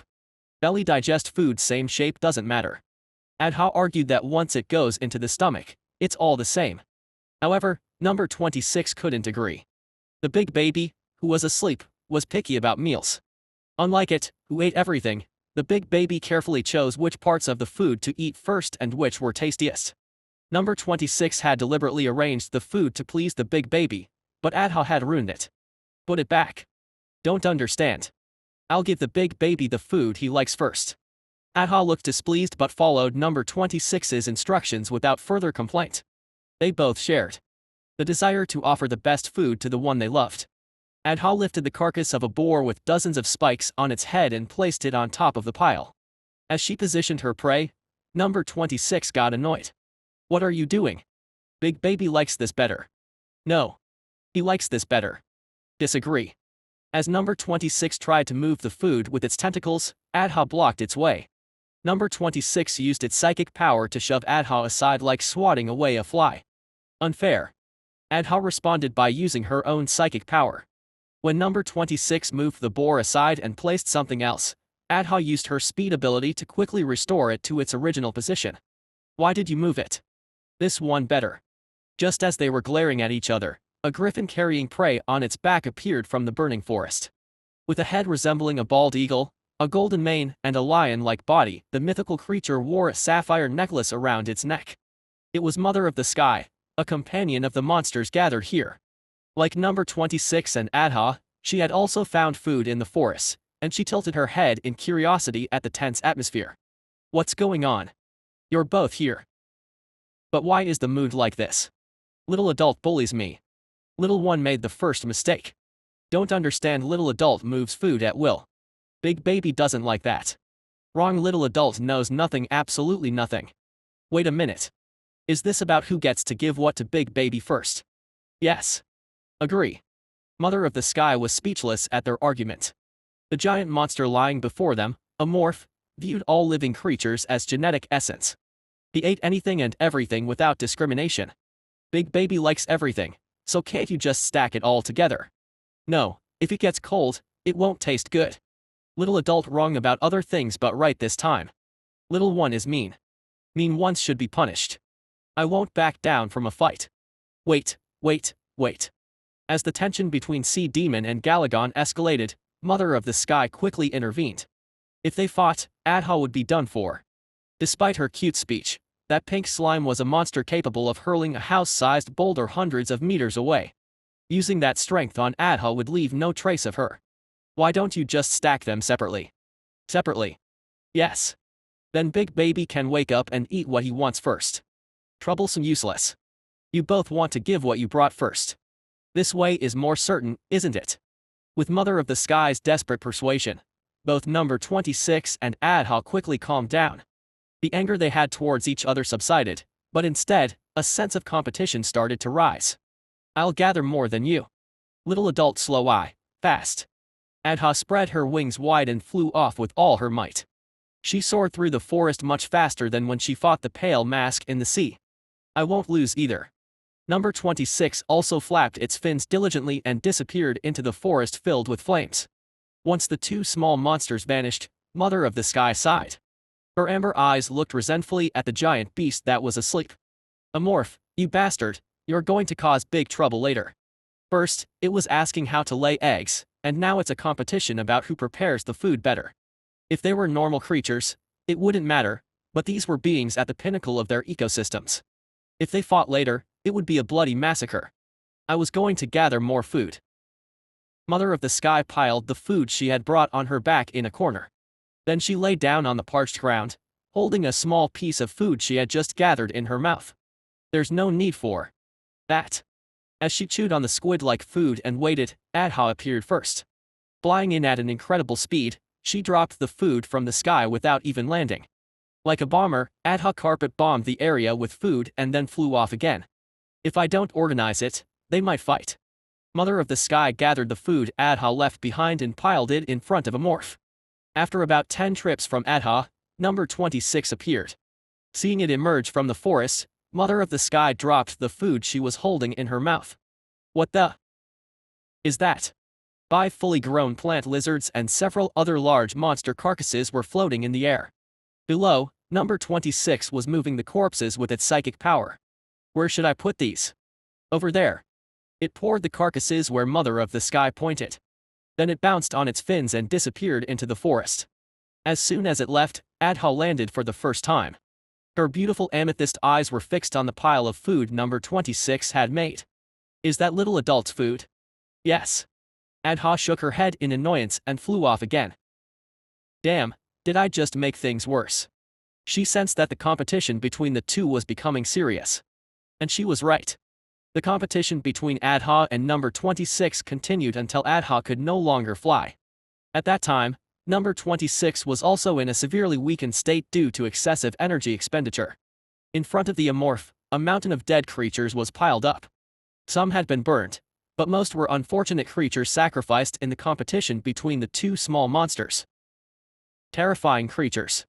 It would have been fine if it ended there, but another issue arose. My prey is bigger. I'm more. Brought I win. No. Bigger prey is better. Balls small prey. Unknown. Unknown. Unknown. Completely. Unknown. Exhausted to the point of not being able to move a wing, Adha was only able to irritate number 26 with her words.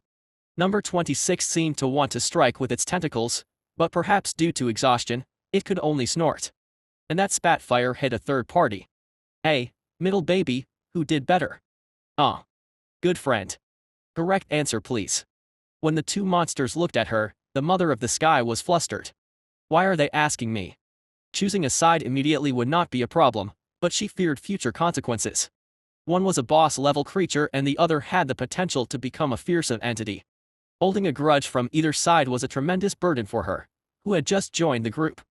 Well, maybe it would be best if we consider both as winners. Big Baby also wants. No, Big Baby likes bigger prey. Small, tasteless prey is not liked, even if there is a lot of it. Small prey. All. Wrong. Big prey.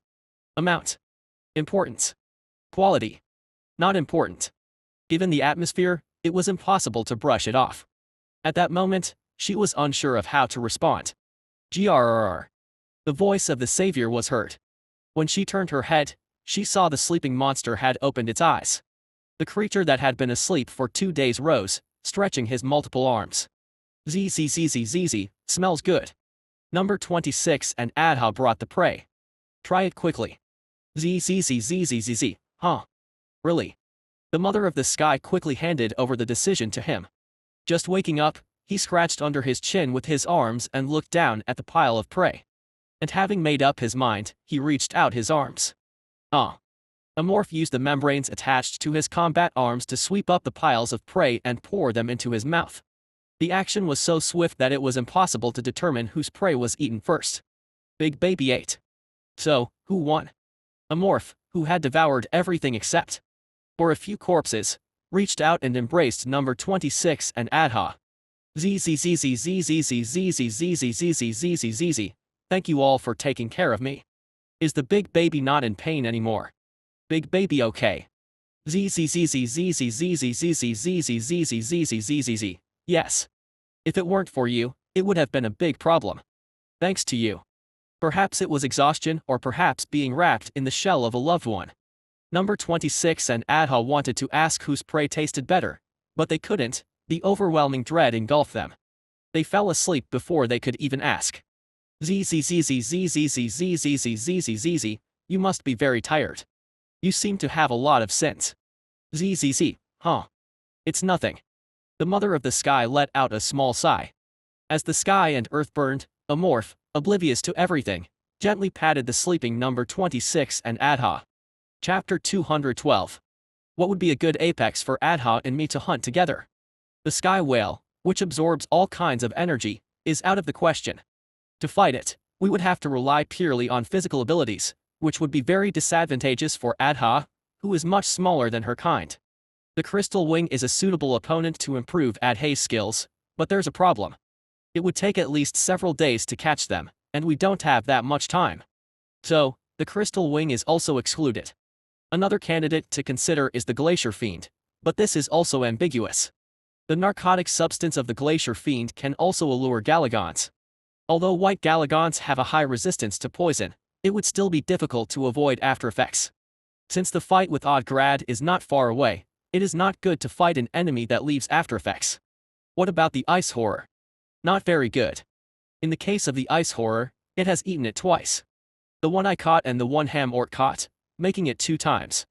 Having eaten it multiple times, it is unlikely to have a new impact. Excluding the ice horror, we are left with the Galagon. A good opponent, but apart from Odgrad and Ham-Ort's group, it doesn't exist on this planet. Ultimately, the Galagon is also a no-go. With 5 types of apexes excluded, there are 3 other apexes that inhabit the ice planet, according to my memory. One of them, the arcane orca, is a higher species of the sky whale, so it's out. That leaves 2. One of them has no flying ability at all. It is not suitable as a training target for Adha, who needs to get used to aerial combat. Naturally, only 1 apex remains. I am now moving with Adha to capture it. We are currently in a place far from the forest where the nest is located. Although it's closer to the giant mountain where we caught the sky whale,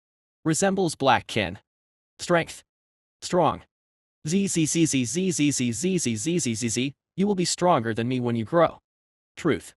It is true. Even an ordinary black Galagon has superior specs compared to mine. If Adha becomes a red Galagon, she will be the most powerful among my companions. Though, due to her small body, she won't be as strong as the original. Adha, hearing my words, wagged her tail happily while flying. Growth. Complete. After. Wish. Have. ZZZZZZZZZZZZZZZZZZZ. Okay. If you have a wish, I will grant it. Promise. Like Adha, I also need to continue gathering genetic essence beyond evolution. If she has a preferred prey, hunting together wouldn't be bad. As we continued exploring the mountains, I spotted traces of our target. ZZZ, found it. Where? ZZZ, there. Adha and I landed on a snow-covered mountainside. It wasn't rocky but had abundant trees and plants. They transplant trees and plants to hide the nest entrance. Anyone unaware of this behavior or an ordinary animal would simply pass by. There. Nest. ZZ, yes. I led Adha to a place thick with trees, vines, moss, and various plants. The reason I was sure this was the nest and food storage was simple. I pulled out a vine growing from the ground. This plant species doesn't grow here. The creature with flying ability always goes far to get its prey. Each time, it brings back seeds or roots from the area where it found food and plants them at the hideout entrance. So, if you see plants that don't naturally grow in the area, it's a sign of the creature's hideout. I plucked a berry from the vine and swallowed it, tossing one to Adha, who began eating it. I told her, "Zzz, wait here for a moment. Together. Enter. Zzz. No, I will lure it out and we will fight outside. The opponent we will face prefers highly unconventional tactics, often ambushing or deceiving its prey for a counterattack. Its attacks are very powerful, and if not careful, it could seriously injure Adha. It's better if I go in and draw it out." I tore through the vines and trees. Using my wing arms and combat arms to clear the obstacles, a large cave entrance appeared. From inside, faint smells of blood and rotting corpses wafted out. Smelling this, I was certain. I found it. The creature I was searching for wouldn't leave its nest until it had finished its meal. I crawled into the entrance on my stomach. The entrance was narrow, but the tunnel widened as I moved deeper. It wasn't just the tunnel that expanded, it branched into numerous pathways like an ant colony. But I didn't need to venture further in. My goal was to lure it out. It might be waiting for me, but I stopped in a suitably wide corridor. Fortunately, the cooldown for the hunter's mark had just ended a few minutes ago. I activated my latent bioweapon. As the form of my head carapace changed, my vision disappeared, and my other senses became highly sensitive. My body twisted, relocating my face-like structure to the head carapace, and a pair of bone scythe arms emerged from my back. My wings now bore red vein-like patterns. The transformation extended my body length, filling the corridor. Raising my body even slightly caused my head to touch the ceiling. This was exactly what I wanted. I began to slam my head against the corridor walls and ceiling. "Come out quickly." The creature wouldn't die from the tunnel collapsing. However, its precious food supplies would be ruined. Shea. Just as I intended, I heard an enraged roar from within. Following that, a sound like rapidly flipping through a book echoed through the tunnel. The creature was charging. Having successfully lured it out, I began to retreat. The smell of mold and darkness of the cave grew more intense as the creature approached. I could sense its strong animosity in its footsteps. When my tail pincers finally emerged from the nest, the creature's mantis-like arm slashed through the air. Its powerful forelegs severed one of my horns. I had anticipated its approach, so I quickly retracted my head to avoid a fatal wound. With one horn lost, I hastily exited the nest. Big one horn where go? Zzz, it will come out. Get ready. Adha, who had been using her tendrils like straws to eat berries, tensed up upon hearing my warning. Seconds after I exited, the creature emerged. Its forelegs aimed another slash at me, but I was prepared. Utilizing the open space, I twisted my body to dodge the attack, then used the momentum to swing my tail. The pincer at the end of my tail struck the creature like a flail, sending it flying onto the snow piled in front of the cave. That was weak. Although it seemed like a direct hit, it wasn't. The creature had folded its forelegs to minimize damage. As expected, it rose unharmed. Its name was Hellside Hornet. True to its name, it resembled an insect, an apex predator. Though no insect like that exists in reality. The Hellside Hornet had features resembling a mantis, wasp, and horsefly. Unlike regular insects with 6 legs, it had 8. 2 forelegs similar to a mantis's arms on its upper body and 6 legs on its lower body.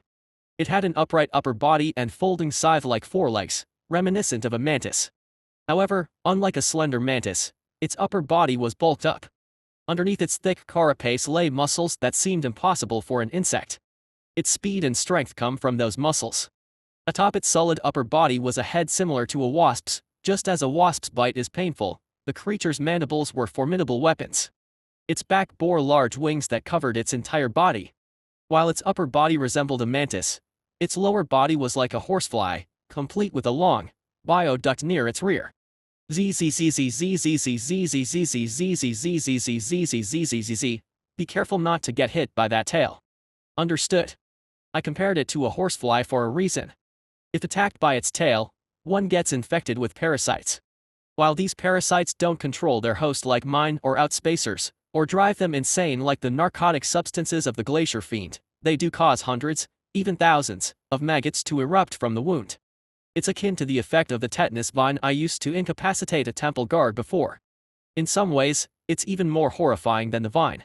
Imagine hundreds of maggots, each the size of an adult man's finger, burrowing through the wound and body. Visually shocking, and above all, excruciatingly painful. Adha would be incapacitated immediately upon infection. The only consolation is that due to its large body structure, it's difficult for the creature to infect Adha with its tail. It's a big one.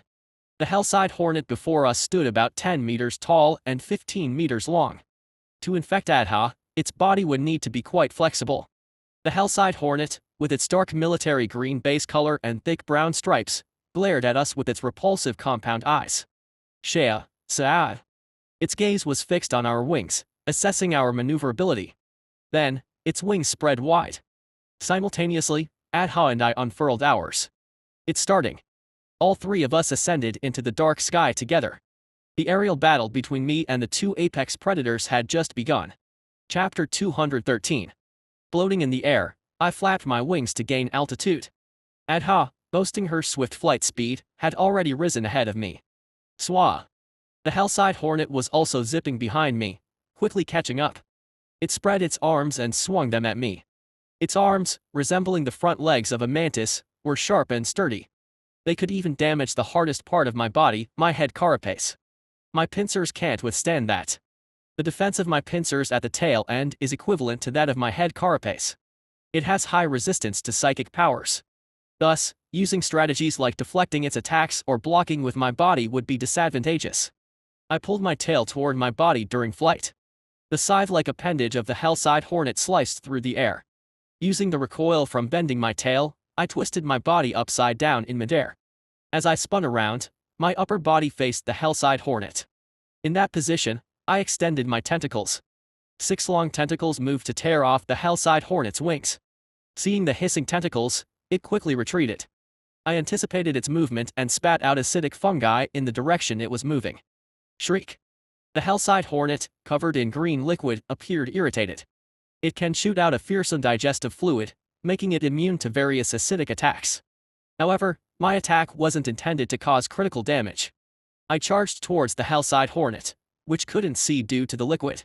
Sensing the air's resistance, it hurriedly flapped its wings to evade. Its body shot upwards, and my horns brushed its toes. I could feel a few of its claws shattering against my horns, but it was weak. The hellside hornet, quickly shedding the liquid from its eyes, attempted to strike my back with its arm. My bone scythe arm on my back collided with its arm. While my bone scythe was dented halfway, the hellside hornet's arm also sustained damage. The sharpness of my bone scythe slightly damaged the blade on its arm. As the hellside hornet and I engaged in aerial combat, a purple energy mass flew in from somewhere. Had it not ducked its head, it would have had a baseball-sized hole in the back of its head. Thanks to its compound eyes, the hellside hornet had no blind spots, except before I covered its entire vision earlier. What a waste. Shriek. Having barely escaped death, the hellside hornet screeched and distanced itself from me. Adha then shot another purple energy mass. The hellside hornet raised its arms in front of its head to block the head-targeted attack. Although the energy ball hit, it only left a slight scorch mark on its sturdy arm. Using its arms as a shield, the hellside hornet attempted to chase Adha again, but she was already gone. Lightning spread across the dark sky.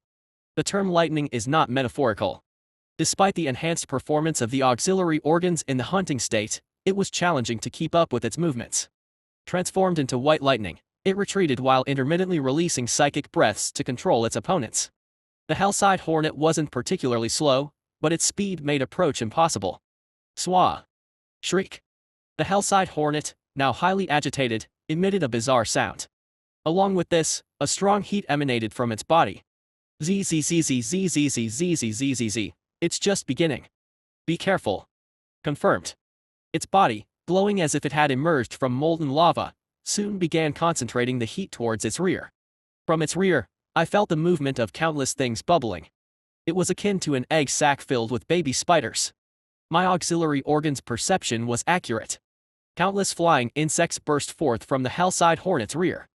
SSS, SSS, SSS, SSS, SSS, SSS. The insects are called hornetlings. They are the offspring of the Hellside hornet. Hornetlings resemble the Hellside hornet but are much smaller, only the size of an adult male's fist. Moreover, they lack the menacing front legs. But that doesn't mean I should let my guard down. Hornetlings are also one of the Hellside hornet's powerful weapons. While the Hellside hornet prefers to directly implant its stingers into enemies to hatch hornetlings, it sometimes expands its own energy to grow hornetlings internally when fighting formidable opponents, like now. Hornetlings born this way have a distinctive feature: they are extremely hungry because they have only received the energy necessary for growth. Shea. When it made that sound, the swarm of hornetlings flew towards Adha. Although each individual was small, the swarm numbered around 1,000. The sight of the swarm moving together resembled a small, moving cloud. Except there is no such fast-moving cloud in the world. Hornetlings are as fast as adults. A cloud of insects closed in on Adha. Knowing that Adha was much faster, the hornetlings were formed into a surrounding formation to trap her. The Hellside hornet pressured Adha to prevent her from escaping. ZZZZZZZZZZZZ, use that technique. Understood. Understanding my intent, Adha gathered her strength and released it. Psychic power erupted from the tips of her tentacles like a fountain. This was the purple lightning she used during her green Galagon days. SSS. SSH. SSS. SSS. SSH. The massive psychic net created by her covered the hornetlings. Hundreds of hornetlings fell like insects struck by an electric fly swatter. Increased destructive power and precision. Originally, purple lightning's destructive power is less than half of psychic breath and has a much shorter range. However, it is effective for fighting many enemies due to its wide spread. But Adha was controlling it to maximize its power and accuracy. Just as number 26 dispersed psychic power to subdue enemies, Adha operated in a similar manner. Purple lightning, which had previously ended after one shot, now moved as if it had a will of its own, annihilating the hornetlings. Adha defeated the hornetling swarm while maneuvering evasively. She mixed in psychic breaths to keep the Hellside hornet in check as well. Well done. Meanwhile, I actively harassed it. Whenever it aimed its digestive fluid at Adha's direction, I either shot psychic breath or charged at it to disrupt its attack. SSS. SSS. SSS. Swa. When the mother behind them made a sound, the movements of the young changed. The fearsome aspect of the hornetling swarm isn't merely their numbers. Their real weapon is their digestive fluid. Hornetling digestive fluid is on par with that of adults. Considering that the digestive fluid of an adult can melt through my carapace, imagine thousands of them firing simultaneously. Adha would be wiped out without a trace. I can't let this continue. The goal of this hunt is not only to take down an apex predator but also to help Adha become accustomed to her power. It's not ideal if she gets seriously injured during training. After confirming that the hornetlings were moving into position to shoot their digestive fluid, I took out a hidden weapon. There's a special remedy for such swarming creatures. I prepared psychic breath while activating abyssal hue. The carapace and scales covering my body glowed in eerie colors. Purples, greens, and various other colors wriggled as if alive. Sinister, glowing patterns moved along my body towards the tentacle clusters hanging from my neck, back, and jaw. The grotesquely tainted psychic power gathered in the monster's tentacles. Countless bubbles bubbled up in front of my maw. The many droplets bloomed like fully opened flowers. While they appeared fantastical, they were essentially like vampires, constantly craving other life forms. The psychic breath reflecting abyssal hue was fired. The psychic breath spread across the sky like bubbles shot from a bubble gun. And one of them collided with the hornetling swarm. SSS. The unfortunate creature was quickly sucked into the sphere of chaos. That was just the beginning. A sphere of madness, knowing no satisfaction, voraciously consumed the swarm of hornetlings. Since the swarm numbered well over 1,000, the effect wasn't immediately apparent. However, it wasn't long before the swarm seemed to collapse inward as if it had a vacuum cleaner inside. This was because the psychic breath within was devouring them. Only then did they realize how terrifying the presence near them was. They tried to scatter quickly, but it was far too late. What could a creature whose body was vanishing into the droplets do? In its extremely hungry state, its body was melting away. In a desperate attempt to survive, they clung to their fellow hornetlings. The psychic breath and hornetlings seemed to compete to see who could be the more ravenous predator, consuming their own kind. And this process accelerated over time. There was no sound during this process.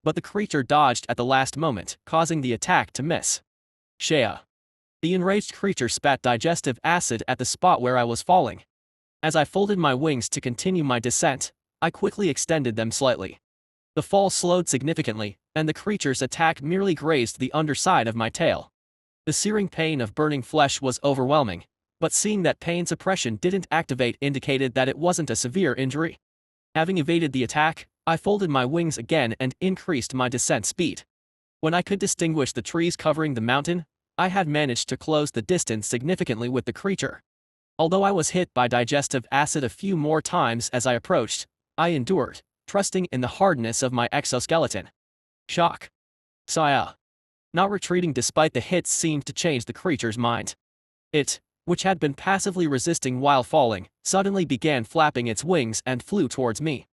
With the creature close, it attempted to slice my neck with its scythe-like arm. Before being decapitated, I pulled my upper body back.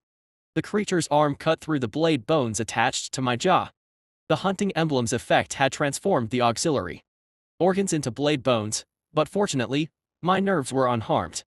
As I pulled back, the digestive tentacles on my back emerged again and ensnared the creature. The appendages at the end of the tentacles entangled the creature's 6 legs on its lower body. While my intention to capture the creature succeeded, it also seemed to have willingly allowed itself to be captured. The creature's arm pierced my abdomen like a spear. Gah! Pain suppression activated. I nearly lost consciousness from the tearing pain in my intestines. If I weren't an amorph and didn't have the pain suppression trait, I would have been defeated right there. Even as my mind screamed, my body continued to hold the creature firmly. I'll pay you back the same way. Shea.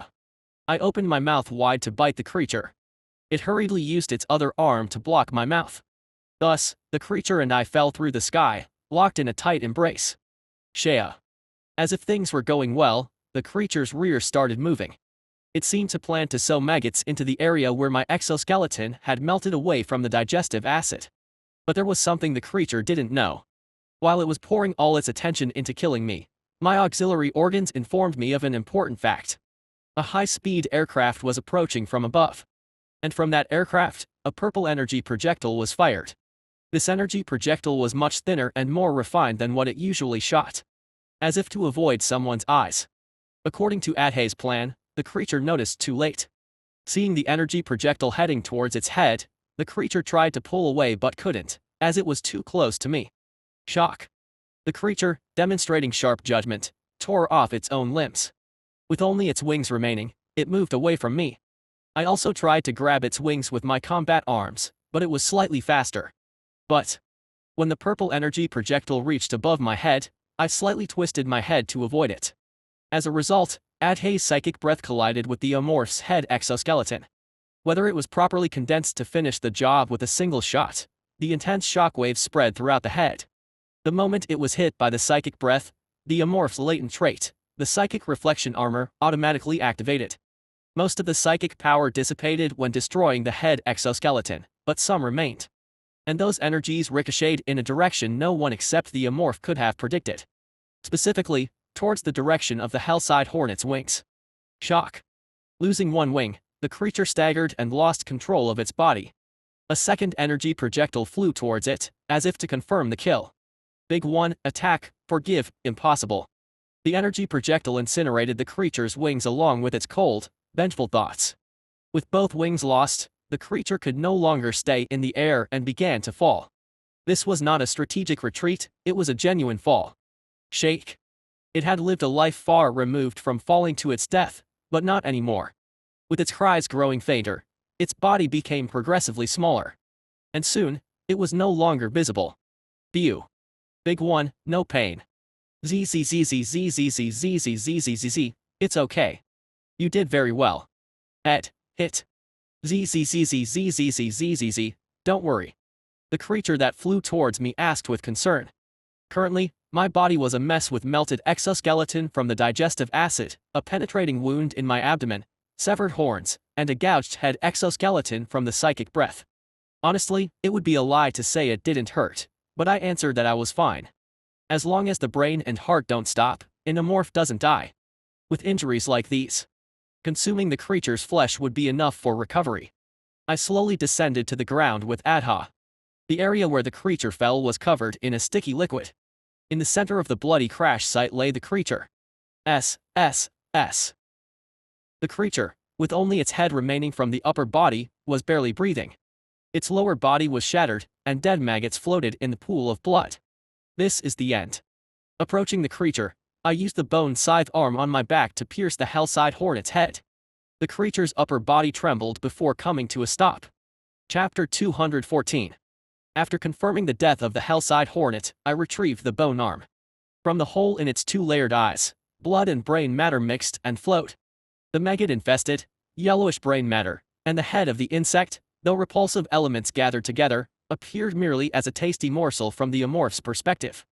Even though I have a fondness for monsters, the visual was quite unsettling, but I ignored it and plucked the creature's head. Should I be glad I am an amorph? The Hellside Hornet was gruesome when alive, but even more horrifying in death. Among the traits I could acquire from it, there are two useful ones.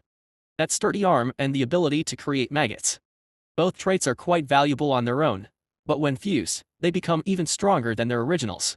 The Hellside Hornet's scythe can fuse with the trait Harvester's Jaw. The original trait changes the scythe into a pair of fangs.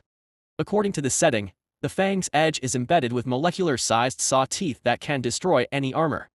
It can even tear through an ice horror's head carapace with ease. Moreover, the oral structure changes significantly from its current form. The scythe fangs are designed to cut an enemy's throat and immediately absorb them. So it's advantageous for large-scale harvests. This is the most needed trait given the impending war with the Galagons. Considering the future, the ability to create maggots isn't bad either. The maggot-generating trait can be fused with human-faced demon. When combined, it transforms into a trait that generates fly monsters with human faces. Like the human-faced demons, only 5 can be generated at a time, and the number of human-faced flies that can be separated from the body is also 5. The ability to emit paralysis waves is retained, making it possible to execute much more unconventional operations than before. It's not useful against Galagons. Galagons have no ears, so they are unaffected by paralysis waves. Thus, this will only be useful later. Well, if I'm unlucky, neither trait might appear, and something like vitality might show up instead. Insect-type and plant-type creatures commonly have the vitality trait.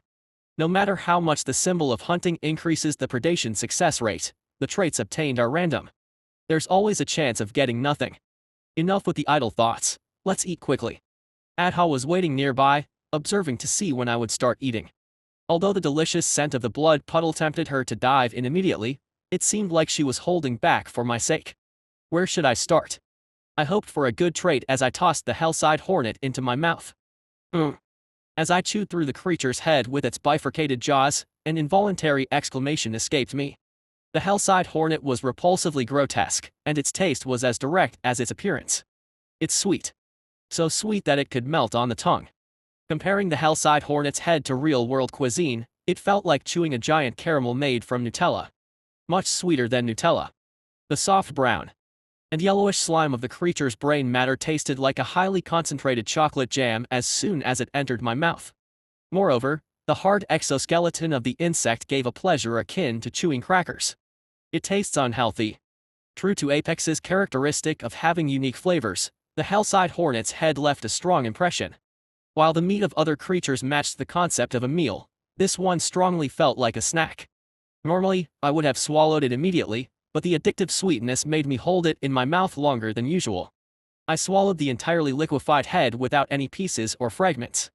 Then, several translucent text boxes appeared before me simultaneously. Big one me meal possible. Z.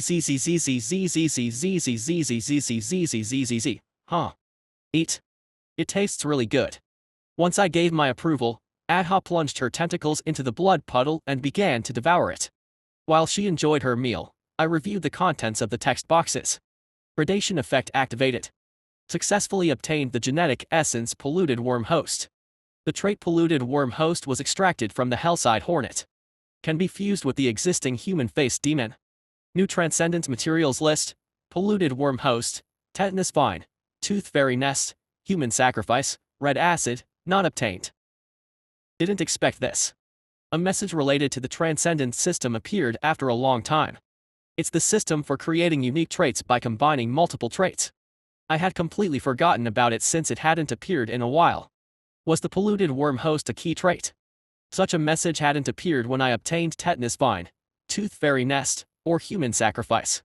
A new unique trait. Up to now, I had only created unique traits twice using the transcendence system.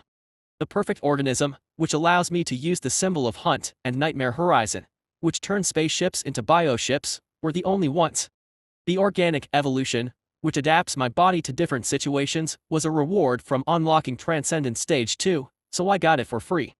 In other words, I currently have 3 unique traits. There are also 2 traits obtained as proof of overcoming strong opponents, but these are not classified as unique traits. So if I get a unique trait this time, I will have a total of 4. Obtaining 4 unique level traits will raise the cosmic monster type from Stage 0 to Stage 1. The rewards for reaching Stage 1 are currently unknown. It's a type that requires 4 hard to get unique traits. There might be significant changes related to evolution. For now, I can't get it. The red acid listed last in the materials is a trait that can be obtained from glacier fiends. If I had acquired the trait during the last hunt, I might have used the Transcendence system immediately. Or maybe not. Because I'm short on traits. Currently, the number of traits I have is just enough to maintain the type. The materials list now includes 4 infection-related traits with the newly obtained polluted worm host and red acid, and 1 nest-related trait. Using them carelessly as materials for unique traits would waste the infection and nest enhancement types. I'll gather more traits before combining them. Once the battle with the Galagons is over, I should consider hunting glacier fiends or hellside hornets in bulk. Having lost interest in the Transcendence system, I chose to fuse the polluted worm host with the human-faced demon trait. The polluted worm host trait has been applied. It can be fused with the existing human-faced demon trait. Polluted worm host and human-faced demon traits have been fused. Evolved into human-faced worm host trait. Human-faced worm host generates flying creatures reflecting the effects of the human-faced demon trait. Up to 5 flying creatures can be generated, and they can only survive within a 200 meters radius from the host. Note, the dead have no voice. Therefore, they have no rights. As soon as the trait was applied, changes occurred in my body. Among the symbols of hunting, the human-faced demons shifted their positions within my head carapace. 5 faces began to twist uncontrollably. The faces embedded in the carapace split vertically, and insect legs and wings protruded from inside. The insect monsters squirmed as if emerging from cocoons like butterflies. Upon contact with the cold air, their damp bodies dried and hardened. Along with that, their crumpled wings spread wide. After metamorphosis, their bodies resembled those of hornets. They had 6 legs with sharp claws, 2 wings, and bodies combining characteristics of mantises and flies, matching the features of hornets. The difference was their larger size compared to hornets and the presence of a sentient head instead of a hornet-like head. They looked like giant insects wearing human masks. The bugs, or rather the human-faced worms, were horrified when they saw their new forms. They retained some memories of their original selves. Realizing they had become bugs must have been quite a shock for them. Soon after the human-faced worm host was applied, the effect of the symbol of hunting also ended. My body shrank again, and the bone sickle arms on my back turned to dust and crumbled. Along with that, the nests for the human-faced worms moved from the head carapace back onto my back. Instead of the shape with human masks attached, there were now 5 large, tumor-like nests. From now on, this place would be the home for the human-faced worms. A human-faced worm with Jason's face shouted something. It was glaring at me with a viscous fluid dripping from its eyes. The human-faced worm host is a trait that exists even in the game. Jason must have realized what kind of state he had become, and how much more miserable he would be in the future. But I have no intention of showing mercy. While others would replace their traits with different genes once their use is over, not so for Jason. He will never be freed until I die. Ignoring his protests, I summoned the human-faced worms again. They immediately obeyed my orders upon receiving the special signals I sent. The human-faced worms, who had been crying and wailing moments ago, instantly turned blank-faced and returned to their nests. Having completed the application of the trait and demonstration, I looked back at Adha. She had neatly finished off the blood puddle and was now wiping the blood off her front legs with her tentacles. The wings seemed to have changed a bit. Aside from the red wave patterns on her body becoming larger and more vibrant, there were no other noticeable changes. There were no signs of evolving into a black Galagon. Maybe eating apex is not the condition. There was a change, but it wasn't as dramatic as last time. Even if Hellside Hornets are a step below sky whales, they are still apex creatures, so I'm not sure why there isn't a more impressive change. It doesn't seem to be due to a lack of quantity. ZZZZZZZZZZZ, how's your body? Good. ZZZZZZZZZ, do you feel stronger? Pattern changed, strength difference unknown. She knows her pattern has changed but seems unsure if she has grown stronger. There's no time to test it. It's been just over a day since we left the nest. I don't know how the odd grad swarm will move, so it's not good to stay outside any longer. Pattern beauty good. While unsure if she's stronger, she seems to like her beautifully changed wings and tail. There's no helping it. I'll stick to the original plan. I thought that feeding more apex might bring about a change, but there was no impressive transformation. If a white Galagon appears in the odd grad swarm, I should ambush it and use it to evolve her. Then I'll return. Oh. I realized there was one last thing I needed to handle before leaving. ZZZZZZZZZZZZ, aren't you hungry? A little. ZZZZZZZZZ, that's good. She tilted her head in confusion. There's a place nearby where I can properly fill up. It's the food storage that the Hellside Hornet cherishes. If I waste the precious food, she'd dislike it too. I led Adha towards the food storage. Ugh. Colin Russell, a subordinate of Si-hyun Eugen, let out a pained groan from the impact as he fell to the ground. On the day marking 2 weeks since he had been trapped in a cocoon and hanging from the ceiling, he finally managed to escape. For Colin, who had undergone rigorous military training, the past 2 weeks had been nothing short of a nightmare. His unit, responsible for supplies within Si-hyun Eugen's exploration team, had been attacked by a gigantic insect-like monster. The creature took him and several of his men to this cave. He had expected to be killed immediately, but the creature did not do so. Instead, it merely trapped them in cocoons made of mucus secreted from its body. His men were relieved to have their lives spared. Since they were not killed immediately, they thought that escaping was all that mattered. However, this was a terrible misjudgment. The monster kept them alive because of its unique feeding habits. It pickled and consumed his men one by one. Every 3 days, it dripped some of its digestive fluids into the cocoons. The men trapped inside the cocoons melted away in excruciating pain. Once the prey, or rather the food, was completely melted, the monster would then thrust its head into the cocoon and suck it up. Colin and the other survivors trapped in the cocoons could not see this horrifying sight, but they could hear every detail vividly. The sound of a person slowly melting alive and the sound of the monster drinking up the completely liquefied human. The men went mad, but Colin, despite his advanced training, was unable to lose his sanity. Even if he wanted to give up and commit suicide, it was impossible. The cocoon not only confined them but also served as a primitive life support system. Thus, those trapped inside could not even die. But Colin did not give up. He continuously scratched at the cocoon with his nails. His blood flowed, and his nails fell off, but he did not stop. As a result of not giving up in that hellish existence, the sky gave him a chance. On the 14th day of being trapped in that hell, an earthquake occurred in the cave. The insect-like monster left to investigate the earthquake. This was his last chance to survive. From the moment the monster's noises stopped, he scratched at the cocoon like a madman. Not only did his nails fall off, but his fingers broke, yet he did not give up. And finally, he tore through the cocoon and took in the fresh air from outside. Cough. Cough. Colin, barely managing to get up, coughed violently. His current condition was very poor. He had received just enough nutrients to barely sustain life, leaving his body emaciated and his hands completely wrecked. Yet, with nothing but the single-minded determination to escape, he exhibited superhuman strength. He rummaged through the scattered equipment and remains of victims around him and gathered a flashlight and reinforced suit. Even if he escaped, he would freeze to death without the reinforced suit. Quickly preparing for his escape, he rushed towards the cave entrance. He had memorized where he was when he was dragged into the cave by the monster.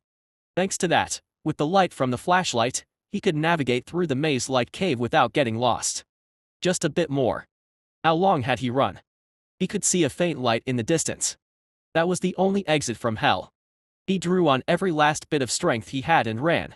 It had been a very long time since he had run this fiercely, not since he had stolen and fled with a Galagon egg. He had almost died hundreds of times then, but he survived. Today, he would survive too. He cleared away the vine-like branches blocking the cave entrance. The icy cold wind greeted him. It was the outside he had yearned for throughout the past 2 weeks. The outside looked exactly the same as before he had entered. White snow, a sky so dark it was impossible to tell day from night, densely packed trees, and even the massive rocks. A rock. Come to think of it, the rock was something he had not seen before entering here. Had the monster placed it there to conceal its hideout, or did it fall from the mountain due to the recent earthquake? The answer was neither. Because the rock was not moving.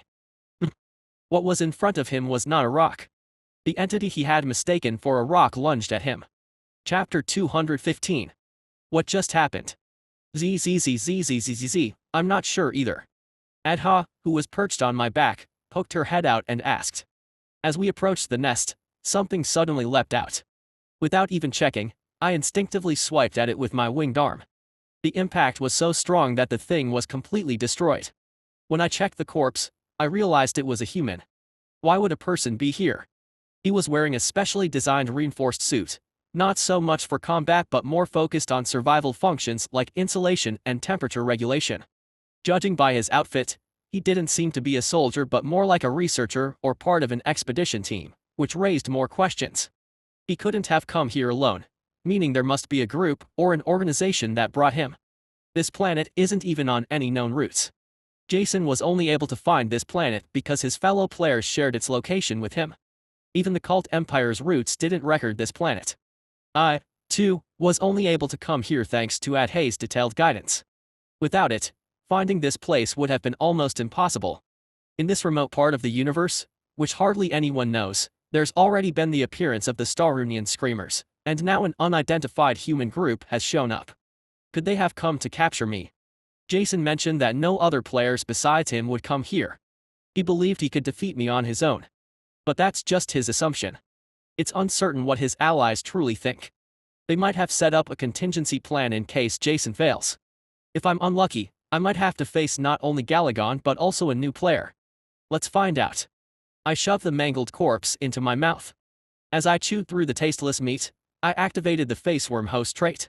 The genetic information contained in the corpse was transmitted to the organ managing the faceworms. Upon receiving the new data, the organ discarded one of the 5 previously stored gene sequences. The nest on my back also instantly dissolved the old faceworm, allowing a new one to be born. Come out. Following my command, the faceworm tore through the membrane of its tumor-like nest and emerged. The creature, with a face identical to the corpse I just consumed, looked around as if it couldn't comprehend its situation. What? Realizing it had become a worm, the creature started to panic. I sent a brainwave to control the faceworm, forcing it to calm down. I have questions. Answer them. As my voice, now human, flowed out, the fly-like monster with a human head began to tremble. Who are you, and what group are you with? Son. I'm Colin Russell. The fly monster, now able to speak human language thanks to my permission. Initially it struggled to form words but gradually became more fluent under my control. I serve Lady Si-hyun Yujin. Si-hyun Yujin. Yes. She came here to fulfill her great mission. What it said was completely unexpected. Si-hyun Yujin. It's been a long time since I've heard that name. She was the first formidable opponent I faced after arriving in this world. She should be dead. 2 of my main traits were gained by devouring her, the mimicry organ and the monster's tentacles. Now, thanks to the essence harvester's jaw, I only need to consume the head, but back then, I had to eat every bit of my opponent to extract their genetic essence. She's definitely dead. So either this is a clone or someone impersonating her. When I encountered Si-hyun Yujin, she was disguised as a member of the Space Dock Cartel. As her name suggests, her true identity was a member of the Yujin family, one of the noble capitals of Megacorp.